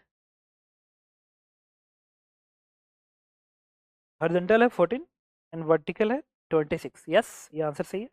इसके अलावा भी हमारे पास कोई क्वेश्चन था, ये तो वेरीफाइड है, ये वेरीफाइड है, वेरीफाइड था, ये भी वेरीफाइड है, पर इसको देखें हमारे पास है, ठीक है। इसके बाद दी भी ठीक है, ठीक है, ठीक है, ठीक। तो इसके बाद आते हैं हम नेक्स्ट क्वेश्चन पे, वो है दिस वन इज, और ये क्वेश्चन बहुत ही प्यारा क्वेश्चन है, और ये आज मैं रखूंगा इसको क्वेश्चन नंबर 9, इसको हम लोग रखेंगे 60% के लेवल पे, और ये आपको समझना पड़ेगा, क्वेश्चन 60% के लेवल पे है। और इसको देखिए, कह रहा है in the figure shows the block A and C are pull down with the constant velocity u, ये u के कांस्टेंट स्पीड से जा रहा है, find the acceleration of block B, find acceleration of block B assuming b बराबर 2 metre, ये 2 metre है, और u किसके बराबर है 2 मीटर पर सेकेंड, ठीक है। तो ओके, इसकी वेलोसिटी अभी मान लीजिए, और भी का इस थीटा के साथ रिलेशन स्टैब्लिश करना पड़ेगा। मैंने क्या किया, इस लेंथ को x1 बोल दिया, इस लेंथ को x2 बोल दिया, ये लेंथ भी सिमेट्री से x2 ही होगी, ये लेंथ सिमेट्री x3 बोल दीजिए, इसको बोल दिया x4, ये x1 x2 x3 x4। अब यहाँ पे कांस्टेंट लगाएंगे, x1 plus x2 plus x3 plus x4 बराबर कांस्टेंट, ठीक है। और इसके बाद ठीक है, देखता हूँ, तो x1 के नीचे क्या लिखेंगे, इसके सेंटर का है तो u से नीचे जा रहा है तो बढ़ा रहा है दूरी को, तो प्लस u लिखेंगे। x2 के नीचे ये तो भाग नहीं रहा है, लेकिन अगर ये v से ऊपर जा रहा है तो ये v से ऊपर जा रहा है, ये वाला एंगल थीटा है, तो v का कंपोनेंट इधर आएगा ना। अगर ये v से ऊपर जा रहा है, v से v का cos component it will be minus v cos theta. x3 के नीचे जब आएंगे तो ये भाग नहीं रहा है, ये इधर भाग रहा है, आप इसको लिखेंगे again minus v cos theta. x4 के नीचे क्या लिखेंगे, इसके नीचे ये तो भाग नहीं रहा बट ये नीचे भाग रहा है u से, तो बढ़ा रहा है, लिखेंगे plus u and differential c का 0। अब यहाँ से क्या करेंगे हम लोग, v निकालेंगे और v की वैल्यू आ जाएगी हमारी u upon cos theta, that means u sec theta आएगा, क्योंकि v बराबर u upon cos u sec theta आएगा। अब आपको एक्सेलरेशन निकालना है b का, तो इसको करेंगे डिफरेंशिएट, ये हो जाएगा आपका u तो कांस्टेंट है और सेक थीटा का डिफरेंशिएट ये बनेगा sec theta into tan theta into d theta by d t, t के रिस्पेक्ट में डिफरेंशिएट कर दिया। अब आपको वैल्यू प्लेस करनी है थीटा की और D theta by d T की। इसके लिए मैंने क्या किया, ये जो डिस्टेंस है ना इसको अपने मन से y मान लिया, इसको अपने मन से y मान लिया, और इस ट्रायंगल में लिखा ये थीटा है ना, तो इस ट्रायंगल में लिख सकता हूँ tan theta is this length, tan theta नहीं, ये क्या है थीटा, ये भी है, अच्छा ठीक तो है, tan theta is this length upon this length, तो ये लेंथ b है अपान ये लेंथ क्या है y। तो आप क्या करेंगे, इस y को इधर भेजिए तो हो जाएगा y इज इक्वल टू, इसको लिखेंगे b, उधर जाएगा तो बनेगा cot थीटा, तो y बराबर b cot थीटा कर दिया differentiate, dy by d t, ये बनेगा dy by d t is equal to b, तो कांस्टेंट है और थीटा बदल रहा है, तो इसका डिफरेंस बनेगा minus cosec square theta into d theta by d T. अब मुझे ये बताइए, ये जो डी बाई डी टी है ये y है, ये ब्लॉक अगर ऊपर जा रहा है तो ये ऊपर जा रहा है तो कम हो रहा है ना, ये दूरी कम हो रही है, तो ये डी बाई डी टी कुछ और नहीं माइनस भी बनेगा, माइनस भी बनेगा। अब ये माइनस साइन इसमें कट कर देगा, ये बन जाएगा v is equal to v cosec square theta into d theta by d t, ये बनेगा। अब क्या करेंगे हम लोग, यहाँ से d theta by d t उठा के यहाँ पर रख दीजिए, ये बराबर हो गया u टेक theta tan theta into d theta by d t, यहाँ से आएगा v upon v cosec square theta, यहाँ से आपको एक्सेलरेशन की वैल्यू मिल जाएगी, the acceleration is nothing but u। अच्छा एक कोसेक है ना, इसको साइन लिख के साइन स्क्वायर थीटा ऊपर भेज दें, और ये क्या बनेगा साइन, अच्छा साइन अपान कॉस, ये भी कॉस आएगा। अच्छा v की वैल्यू प्लेस कर दें, v की वैल्यू ये u सेक में प्लेस कर दीजिए, जाएगा u sec theta into tan theta divide by u sec tan upon v cosec square theta, और v की जगह पे u सेक थीटा, तो बनेगा u स्क्वायर और sec theta sec square theta बन जाएगा। अब देखिए एक्सेलरेशन की वैल्यू आ गई u square upon b into, अच्छा ये सेक है ये साइन है, तो ये कोसेक ऊपर जाके साइन क्यू थीटा बनेगा, और एक ये आई थिंक ये टेन क्यू थीटा बनेगा, this is ten cube theta. उन्होंने b दिया गया है एंड u दिया है। अच्छा इसमें ना b पता है u पता है, बिना थीटा के टर्म का आंसर नहीं आएगा, ठीक है, तो आंसर तो खैर यही है। एक बार फिर मैं इसका आंसर वेरीफाई कर लूँ, ये क्वेश्चन है हमारा 12 का आंसर है यूज कर b upon tan cube theta, yes this is answer, ये आपका आंसर है। इसमें गिवन दैट में ना आप एक चीज़ और लगा सकते हैं, एंड थीटा इज डेटा पाने के लिए थीटा इज 45 डिग्री,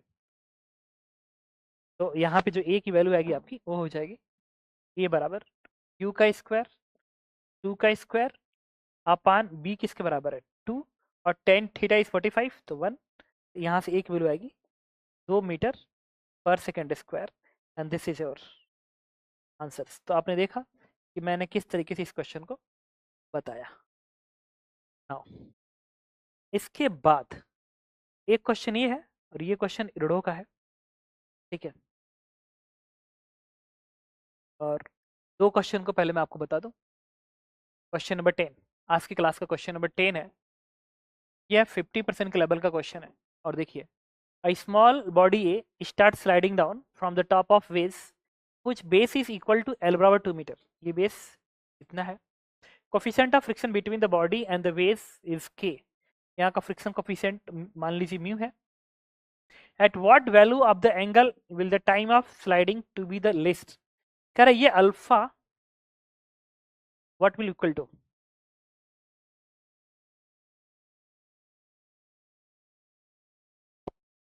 सॉरी ये इसमें ना ये मेंशन नहीं है, ये गलती से यहाँ पे मेंशन हो गया।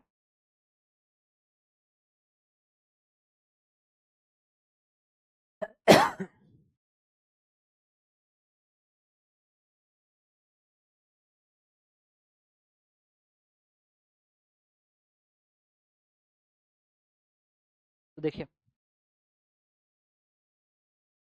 कह रहा है कि मिनिमम टाइम बताइए इसको यहाँ से यहाँ तक क्रॉस करने का, अगर ये अल्फा चेंज करता जाऊँ तो।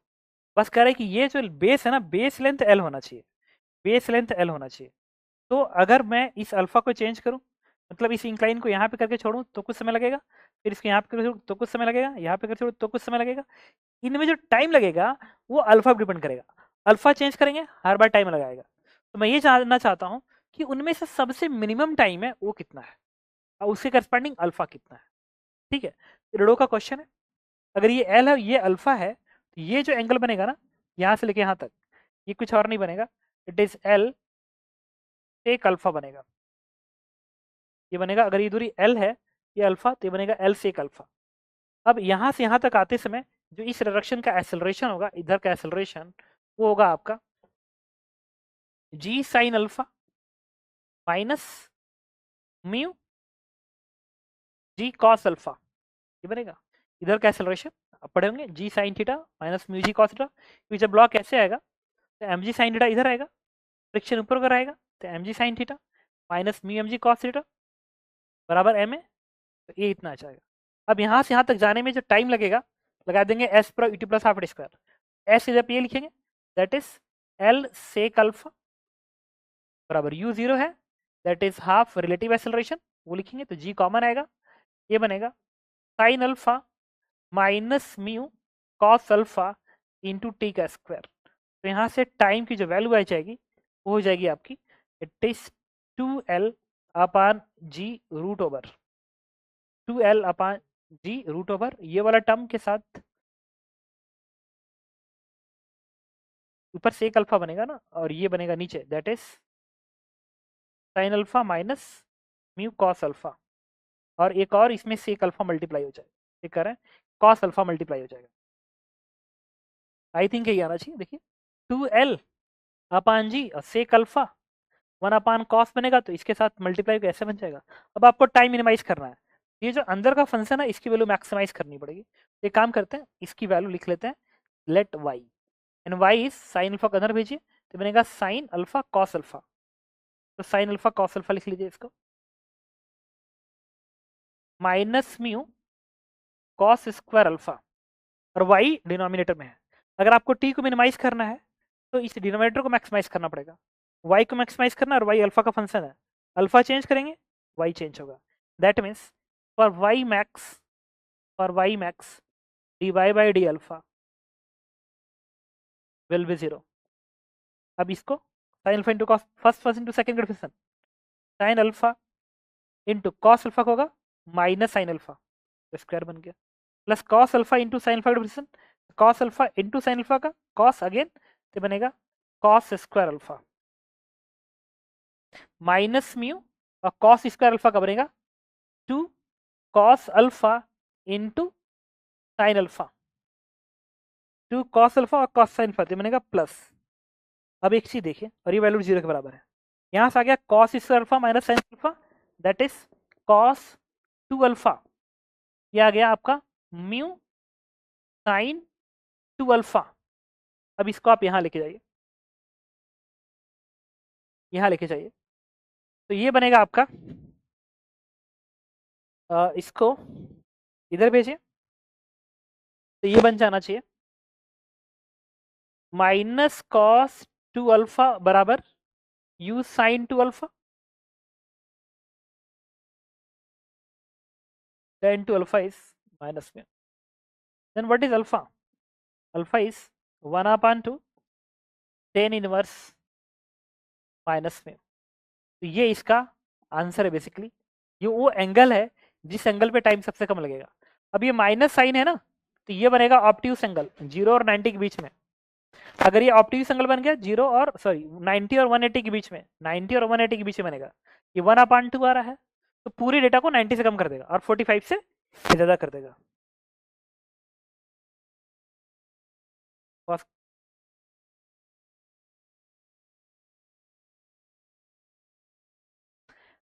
ठीक है तो ये जो माइनस साइन है ये बता रहा है कि ये जो पूरा एंगल होगा ना 90 और 180 के बीच में होगा और 1 अपॉन 2 ये बता रहा है कि एंगल 45 और 90 से कम का होगा ये एंगल अगर 45 और 90 के बीच में है तो उसी समय के एक पर्टिकुलर वैल्यू जो इसके बराबर होगी ये ब्लॉक सबसे कम टाइम में आप आ जाएगा जिसमें बेस कांस्टेंट रहे अगर बेस कांस्टेंट रहे और ऐसे बहुत सारे आप पाथ बनाते हैं तो उस पाथ के थ्रू टाइम सबसे कम लगेगा जिसमें एंगल 45 डिग्री से ज़्यादा होगा और 90 से कम होगा और वो पर्टिकुलर एंगल ये होगा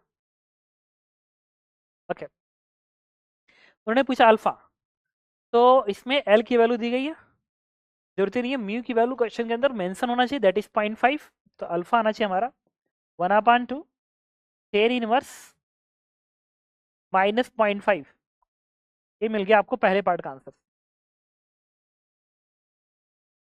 अब टाइम निकालना है तो टाइम आपका यही है वैल्यू उठा के प्लेस कर देंगे तो ठीक है ये यही वैल्यू है तो क्या करेंगे आप ये जो अल्फा है ना उसको उठा के आप इसमें प्लेस करना पड़ेगा फिर ये आंसर आएगा और ये जो आंसर आएगा तो मैं इसको अलग से लिख दूँ ये सॉल्व करने के बाद कितना आता है बता दूँ आपको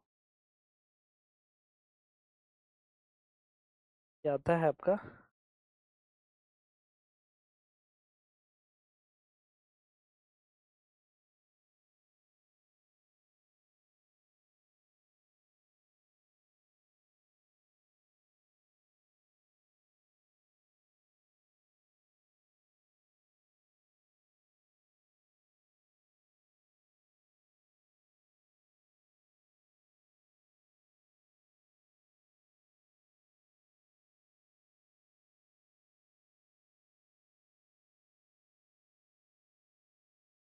कुछ नहीं यहाँ से जो 10 अल्फा 2 अल्फा है ना उसी को वैल्यू से प्लेस करनी पड़ेगी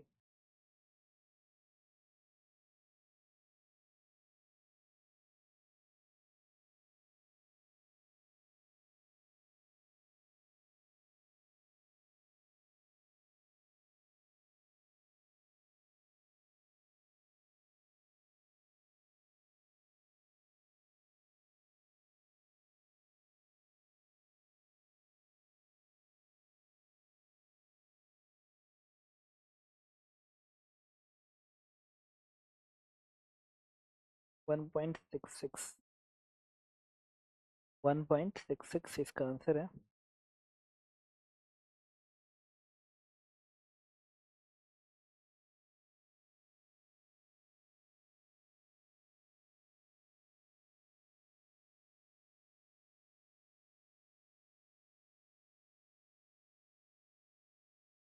ये सब वैल्यू प्लेस करनी पड़ेगी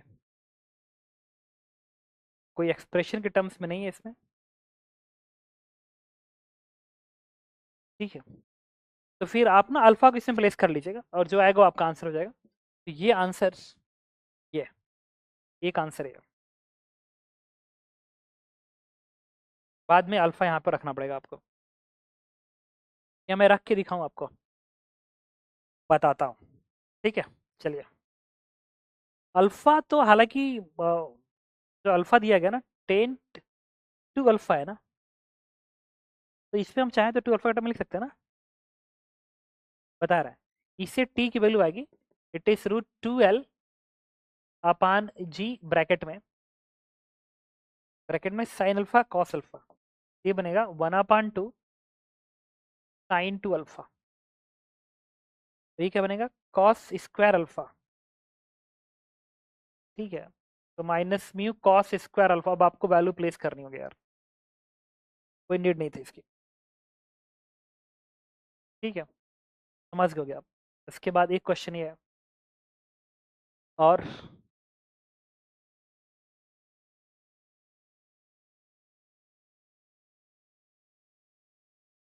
बाकी ये कुछ क्वेश्चंस और हैं जो कि इसके ये क्वेश्चन नंबर है 11। ठीक है, और इसको भी मैं रखूंगा 50% के लेवल पे आज का। क्वेश्चन नंबर 12, इसको भी मैं रखूंगा 50% के ही लेवल पे। ये कंप्रहेंशन है, कंप्रहेंशन में क्वेश्चन नंबर 13 है, और इसको भी मैं रखूंगा 50% के लेवल पे। इसके बाद क्वेश्चन नंबर 14 है, तो भी मैं रखूंगा 50% के ही लेवल पे। और ये है क्वेश्चन नंबर 15, इसको आप 60% के लेवल पे रख सकते हैं। थोड़ी सी एनालिसिस आएगी इस वाले से। तो देखिए इसमें ये जो क्वेश्चंस मैंने नोट किए हैं ना, इनके सोल्यूशंस आपको पीडीएफ फॉर्म में नहीं मिलेंगे, बट कि इनके सोल्यूशन आपको मिलेंगे वीडियो फॉर्मेट में। ठीक है, क्योंकि आज थोड़ी तबीयत सही नहीं है, तो इसलिए मैं इनकी रिकॉर्डिंग जो ऑलरेडी मेरे पास पड़ा हुआ है वो मैं आपको दे दूंगा। ठीक है, तो वीडियो सोल्यूशन भी मैं आपको दे दूंगा, और आई थिंक पीडीएफ सोल्यूशन भी मेरे पास होना चाहिए इस तरीके से, तो मैं आपको प्रोवाइड कर दूंगा। ठीक है, तो ये सारे क्वेश्चन कर लीजिएगा, क्योंकि क्वेश्चन तो सिमिलर ही होता है जो आपको सीखना होता है, और ज़रूर इसको देखिएगा। ठीक है, बाकी नेक्स्ट क्लास से हम लोग नेक्स्ट स्टार्ट करेंगे। सारे क्वेश्चन अच्छे हैं। Thank you.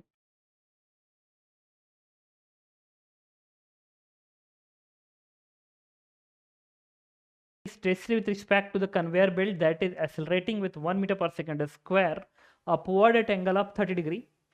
So in the future following is correct. मतलब कन्वेयर बेल्ट है, इस पे ये ब्लॉक 1 मीटर पर सेकंड स्क्वायर से ऊपर की ओर जा रहा है, कन्वेयर बेल्ट के वजह से जा रहा है, मतलब कन्वेयर बेल्ट इसको लेके जा रहा है। ये the force of friction on the block is 6 newton upward along the incline plane. Okay, हम क्या करेंगे, इस ब्लॉक की बॉडी बनाएंगे, तो इधर दिखाएंगे एम जी साइन थीटा, तो M G sine theta and theta is 30 degree, तो वैल्यू हो जाएगी 5। फ्रिक्शन फोर्स ऊपर को काम करेगा तभी तो जाके इसके पास एक्सेलरेशन 1 के बराबर है। इक्वेशन क्या लिखोगे, एफ -5 बराबर मास एफ, एफ -5 बराबर mass into acceleration, that means F is 6 newton. Static friction है 6 न्यूटन का। यस, ये part is correct. Force of friction on the block is 1.5 newton upward along the incline plane, गलत कह रहा है, 6 के बराबर होगा। Contact force between the block and belt, इस ब्लॉक और इस बेल्ट के बीच में कॉन्टैक्ट फोर्स कितना होगा, तो फ्रिक्शन फोर्स तो निकल गया, नॉर्मल रिएक्शन निकाल लेंगे। कॉन्टैक्ट फोर्स होता है वो कुछ और नहीं, normal reaction and friction force का रिजल्टेंट होता है। तो फ्रिक्शन फोर्स तो निकाल लिया, नॉर्मल रिएक्शन चाहिए। अच्छा, यहाँ का जो नॉर्मल रिएक्शन आएगा वो कुछ और नहीं, इसी के एम जी कॉस थीटा को बैलेंस करेगा। तो जब आप फ्रिक्शन लिखोगे, friction normal reaction, that is nothing but M G and cos of 30 degree cos theta. Doubt होगा तो मैसेज कर सकते हो। तो एन बराबर आएगा √3/2, तो दैट इज 5√3। अब यहाँ से मुझे एफ सी की वैल्यू चाहिए, स्क्वायरिंग करें तो 25 या 75 एन प्लस 6 का स्क्वायर 36, ये कितना आएगा, ये आना चाहिए। Contact force between the block and belt is 10.5। अब इसका रूट करना पड़ेगा तुम्हें, तो इसका रूट मैं बताता हूँ कितना आना चाहिए।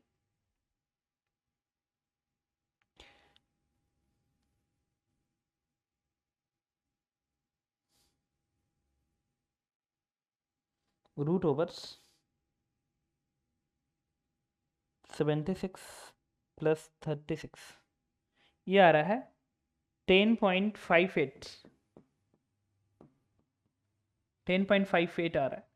But contact force between the block, अच्छा ये 10.5 हम माने कि नहीं माने, एक ये पार्ट बन गया, बट ठीक है, ये एक्चुअल मैंने कैलकुलेटर्स किया, अदरवाइज तुम्हारा 10.5 ही आता। तो इसको तुम, अच्छा ये 5√3 आ रहा है ना कॉन्टैक्ट फोर्स। एक बार इसकी वैल्यू कितनी आए थे चेक करो तो, 1 सेकेंड। 76 प्लस 36, 112 आ रहा है ना। तो 112 का मतलब 36, 112 का मतलब ये तो बनेगा नहीं 5√3। ओके, तो इसका जो आंसर है उसको हम मार्क करेंगे 10.58 इज अप्रॉक्सीमेट 10.5।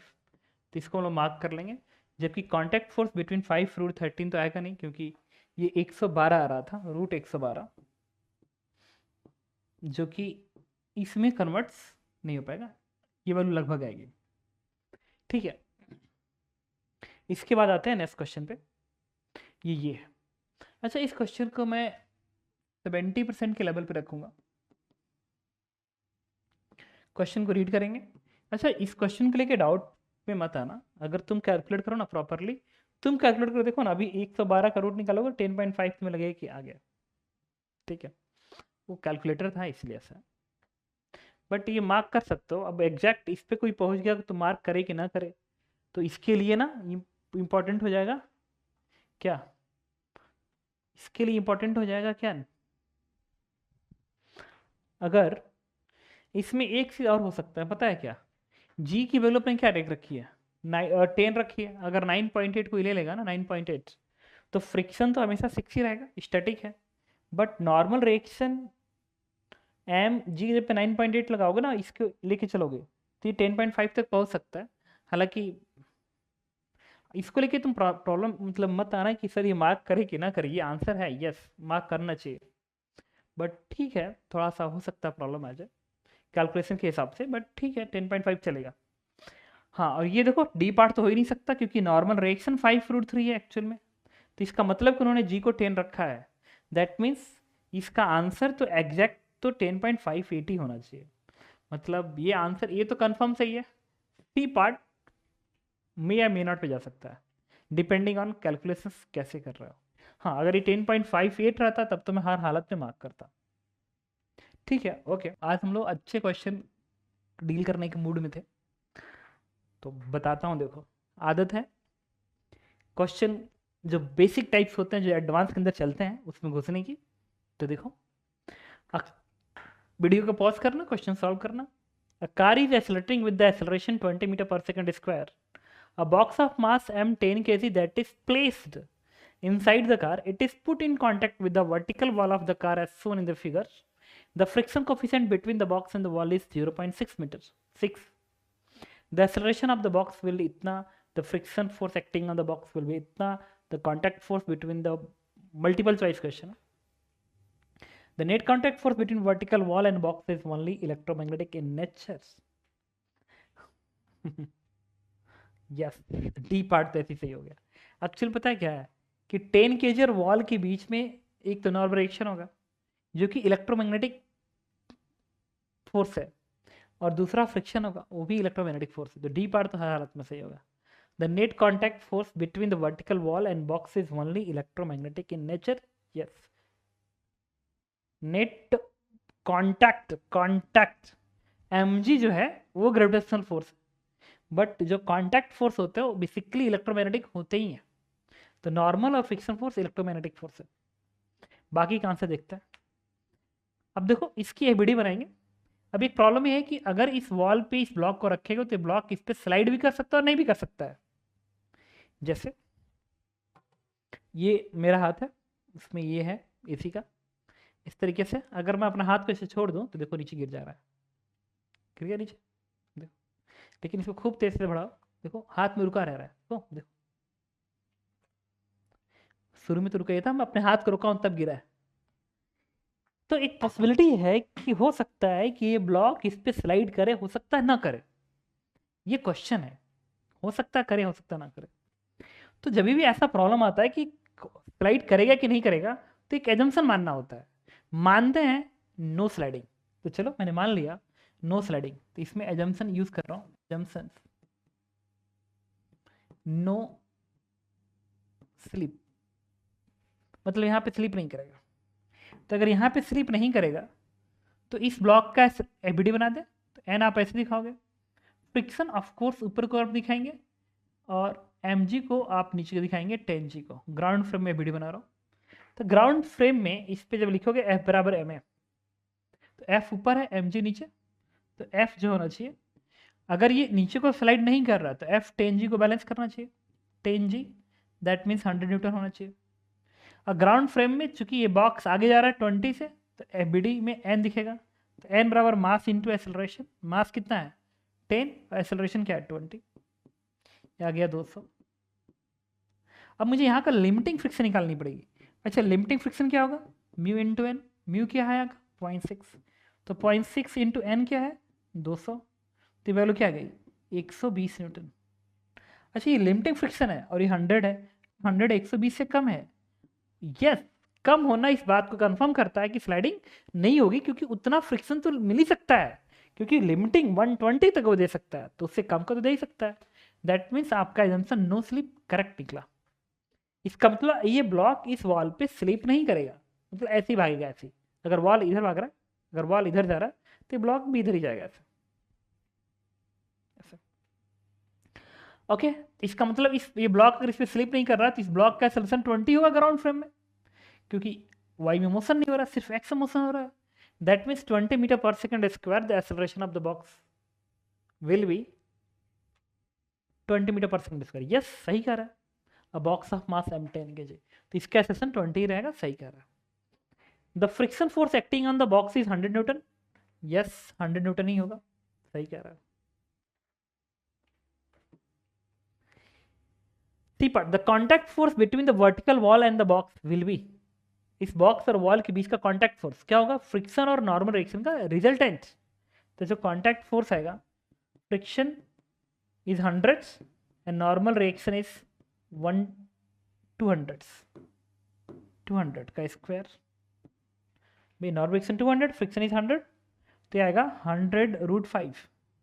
यस, सही है।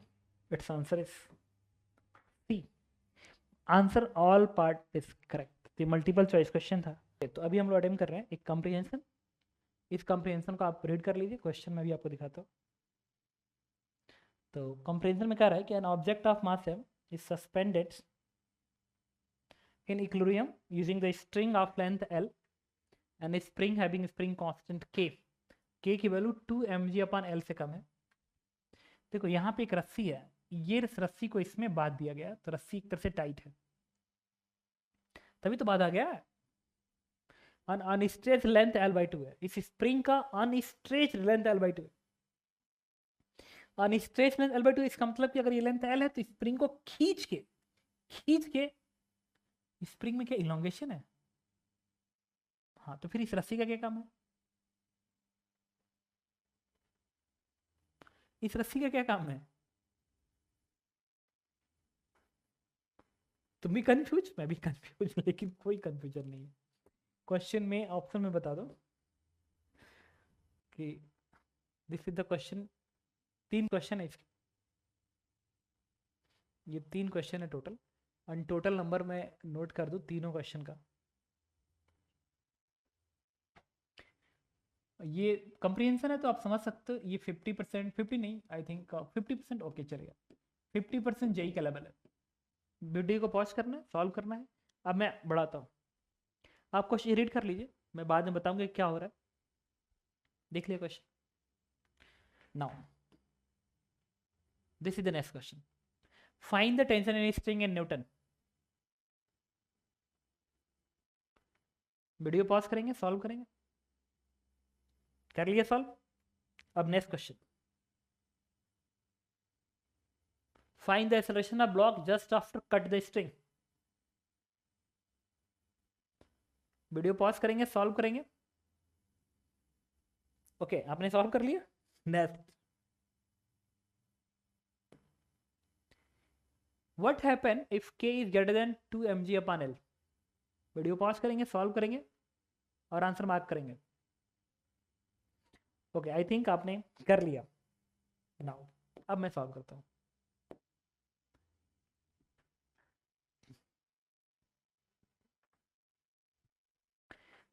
एक एक बात को समझते हैं ना कि क्या हो रहा है भाई, इसमें हो क्या रहा है, सब क्या है, क्या मैं कंफ्यूज हुआ था, सोचते हैं। और इस लाइन का क्या मतलब है? An object of mass m is suspended in equilibrium, तो इसका वेट mg होगा, और ये लेंथ l के बराबर है, और इसका अनस्ट्रेच लेंथ l/2 है। तो इसका मतलब इस स्प्रिंग में इलोंगेशन कितना क्या हो गया, l minus l/2, that is l/2 का इलोंगेशन हुआ। तो स्प्रिंग फोर्स कितना होगा, जो स्प्रिंग फोर्स होगा that is k into x, k into x, x की जगह पे l/2 रखूं,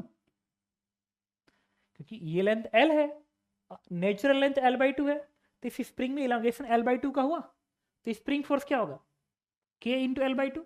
अच्छा, स्प्रिंग फोर्स इतना है और mg नीचे को है, तो क्वाइट पॉसिबल है कि mg इससे ज्यादा हो, पॉसिबिलिटी है।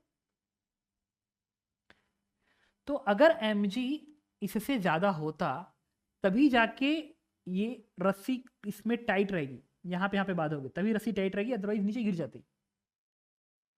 इसका मतलब कि मैं यहाँ पे एक लाइन लिख सकता हूँ कि mg अगर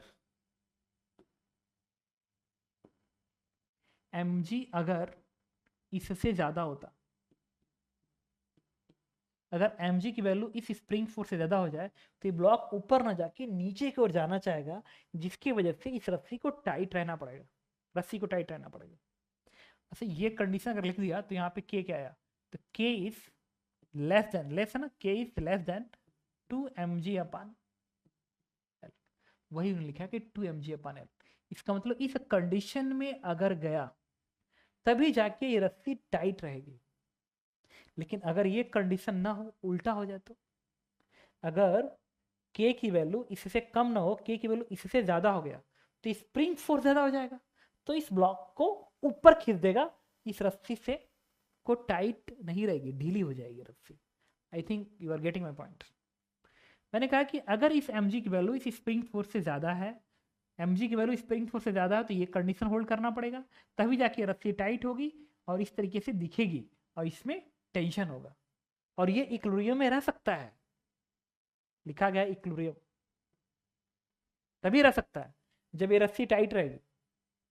अदरवाइज अगर स्प्रिंग फोर्स से ज़्यादा हो गया तो ब्लॉक ऊपर चला जाएगा, सिस्टम इक्विलिब्रियम पे नहीं रहेगी।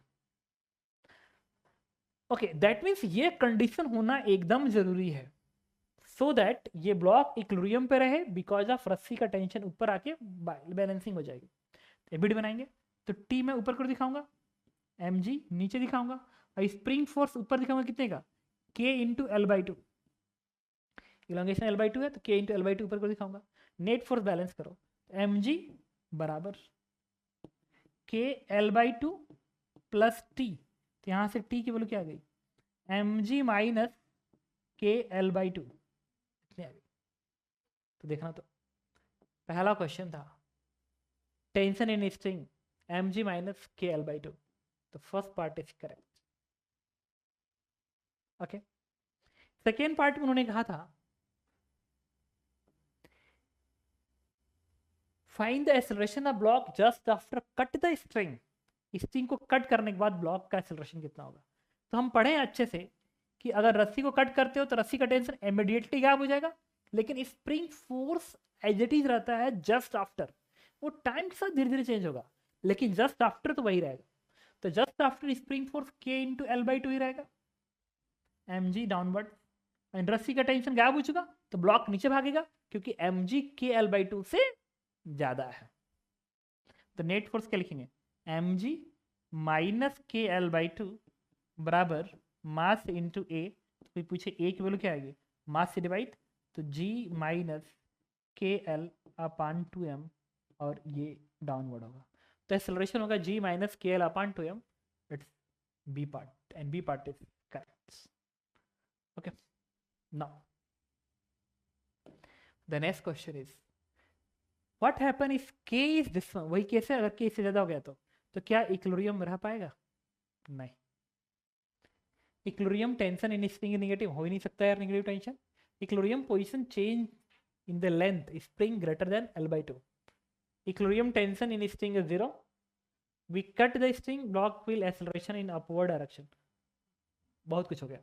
At equilibrium tension in string is negative ना, नेगेटिव टेंशन कभी हो ही नहीं सकता। At equilibrium position change in length of spring is greater than L/2। इसका क्या मतलब है? At equilibrium position change in length of spring is greater than L/2। Length of spring is greater than L/2। In equilibrium position change in length of spring मतलब elongation L/2 से ज्यादा होगा। Check कर लेते हैं। इक्विलिब्रियम पे mg आप downward दिखाओगे, स्प्रिंग फोर्स किधर दिखाओगे? ऐसे दिखाओगे। तो क्या लिखोगे? k इंटू एक्स बराबर mg। तो यहाँ से k की वैल्यू क्या आ गई? mg अपान x। और k किससे ज्यादा है? 2mg अपान l से ज्यादा है। That means 2mg upon l से ज्यादा है। तो mg से mg कट गया। अब इस x को इधर भेज दो, इसको इधर भेज दो, तो x इज लेस L/2। इसको इधर भेजो, इसको इधर, तो L/2 से कम रहेगा। Equilibrium position change in length of spring is greater than L/2। Change in length of spring is greater than L/2। Equilibrium tension in spring is 0। Yes, this part is correct. Equilibrium पे tension 0 होगा। Region clear? रस्सी slack हो जाएगी ना, रस्सी slack हो जाएगी तो ब्लॉक ऐसे भाग के ऐसे आ जाएगा, और रस्सी का लेंथ तो L था बट थोड़ा सा और ऊपर आ गया तो रस्सी हो गई स्लैक, तो tension become 0। We cut the string block will accelerate, बिल्कुल नहीं। रस्सी का टेंशन 0 है तो काटोगे तभी फर्क नहीं पड़ेगा। ऐसी मतलब ना, इस केस में इस तरीके से होगा, एक स्प्रिंग लगा होगा, एक ब्लॉक, और रस्सी ऐसे ऐसे बंधी होगी। अब इसको कट भी कर दोगे, कट भी कर दोगे तो क्या ब्लॉक ऊपर भागेगा? नहीं, क्योंकि स्प्रिंग फोर्स इसके mg को बैलेंस किया होगा। तो आंसर इज सी पार्ट। ये तो गलत हो गया। At equilibrium position change in length of spring is greater than, गलत कह रहा है बिल्कुल। इक्विलिब्रियम पोजीशन पे जो स्प्रिंग का इलोंगेशन होगा वो L/2 से कम होगा, जबकि कह रहा है ग्रेटर है। गलत ऑप्शन। ओके, आप ये जो दो क्वेश्चन इसमें, और इसको भी मैं अगेन 50% के लेवल पे रखूंगा।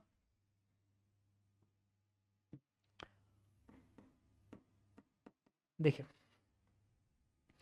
in the figure shown below, the friction between the 4 kg and 4 kg block and incline is mu1 mu2 given। Information ये है, ये 4 kg 8 kg mu1 mu2 दिया गया 30 डिग्री। अब आता है mu1 equals to 0.2 mu2 of 0.3, then find the acceleration of m1 and m2। तो मैं डायग्राम बना देता हूँ इस तरीके से। This angle is 30 degree. यहाँ का mu1 है 0.2, mu2 है 0.3, एंड जो मासेस है 4 and 8 kg, 4 and 8 kg, this is the 4 and 8 kg। कह रहा है कि एक्सेलरेशन बताइए दोनों ब्लॉक का, A1 एंड A2। और A1 कौन सा है? ऊपर वाला है, इसका एक्सेलरेशन A1 है, इसका A2 है। अब आंसर बताना है। देखो इसमें ना कुछ चीजें समझनी पड़ेगी हमें। इस क्वेश्चन में जो ऊपर वाले का फ्रिक्शन कोफिशिएंट कम है और इसका ज्यादा है, ये एंगल है 30 डिग्री। तो ये तो तय है कि या तो दोनों, अगर दोनों रेस्ट पर है तो भी एक्सेलरेशन बराबर हो गया, दैट इज 0 0। दूसरी चीज, अगर ये दोनों भागे तो ये धीरे भागेगा, ये थोड़ा तेज तो धक्का मारेगा, तो दोनों साथ साथ जाएंगे। क्योंकि यहाँ पे फ्रिक्शन कोफिशिएंट ज्यादा है, यहाँ फ्रिक्शन कोफिशिएंट कम है, तो उसको ज्यादा तेज भागने की चांसेस है, ये थोड़ा धीरे से भागेगा। तो ऊपर वाला जब नीचे को धक्का मारेगा दोनों साथ साथ जाएंगे। मतलब एक ही पॉसिबिलिटी है कि या तो दोनों का एक्सेलरेशन 0 हो, या तो दोनों का एक्सेलरेशन एग्जैक्टली सेम हो, जो भी वैल्यू आई एग्जैक्टली सेम है। तो आंसर में देखना, तो ऑप्शंस में ये अलग है, ये अलग है, ये और ये, इन दोनों में से कोई एक आंसर सही होना चाहिए। ए और सी में से कोई एक सही होना चाहिए। बताता हूँ। सबसे पहले यहाँ पे लिमिटिंग वैल्यू लिखते हैं। यहाँ का लिमिटिंग वैल्यू आएगी mu M G cos theta, तो म्यू आएगा 0.2 एम जी, तो 0.2 M G N cos 30 degree mu M G cos theta. तो यहाँ से F1 की वैल्यू आ गई। सब कैलकुलेशन है यार। तो F1 आएगा आपका ये √3/2, तो 2 से 2 कटेगा तो बनेगा 4√3 आई थिंक। कैलकुलेशन चेक कर सकते हो तुम लोग। तो मैंने तो सही किया होगा, √3/2 से 2 कटा तो 0.1 ये बनेगा एंड 4√3। ओके, सिमिलरली यहाँ की लिमिटिंग वैल्यू लिखेंगे F2 is mu M G cos theta. Mu कितना है 0.3, एम है 8 into G into cos 30 degree again √3/2। तो बनेगा 2 चौको 8, तो ये बना 4 3 12, 12√3 आ जाएगा। ये बन गया 12√3। ओके, अब देखना तो अब इसमें ना ये वाला फोर्स कितना आएगा 8g साइन थीटा, तो बनेगा 8g G sine theta is half, तो वैल्यू बनेगी 40। और ये कितना आएगा 4g साइन थीटा, तो 4g साइन थीटा हाफ आएगा 20। अच्छा तो एक बात बताओ,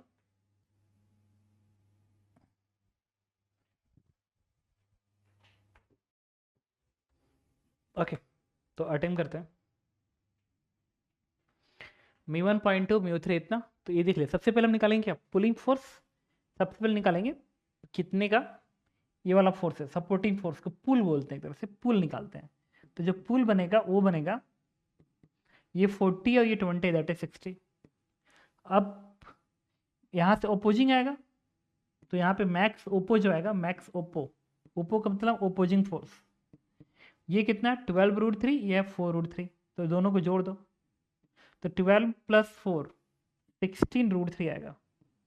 लेकिन मैं इतना अच्छा जानता हूँ कि ये जो फोर्स है इससे तो कम है, मतलब 60 ज़्यादा है। इसका मतलब कि ये सिस्टम नीचे को मूव करेगा, तो नीचे को मूव करेगा और एक साथ जाना था, ये मैंने डिसाइड कर लिया था पहले ही। तो 60 - 16√3 is equal to total mass 4 और 8 12 इंटू ए। अब यहाँ से ए की जो वैल्यू आएगी थोड़ा सा कैलकुलेशन कर लिया जाए, क्यों, तो ये है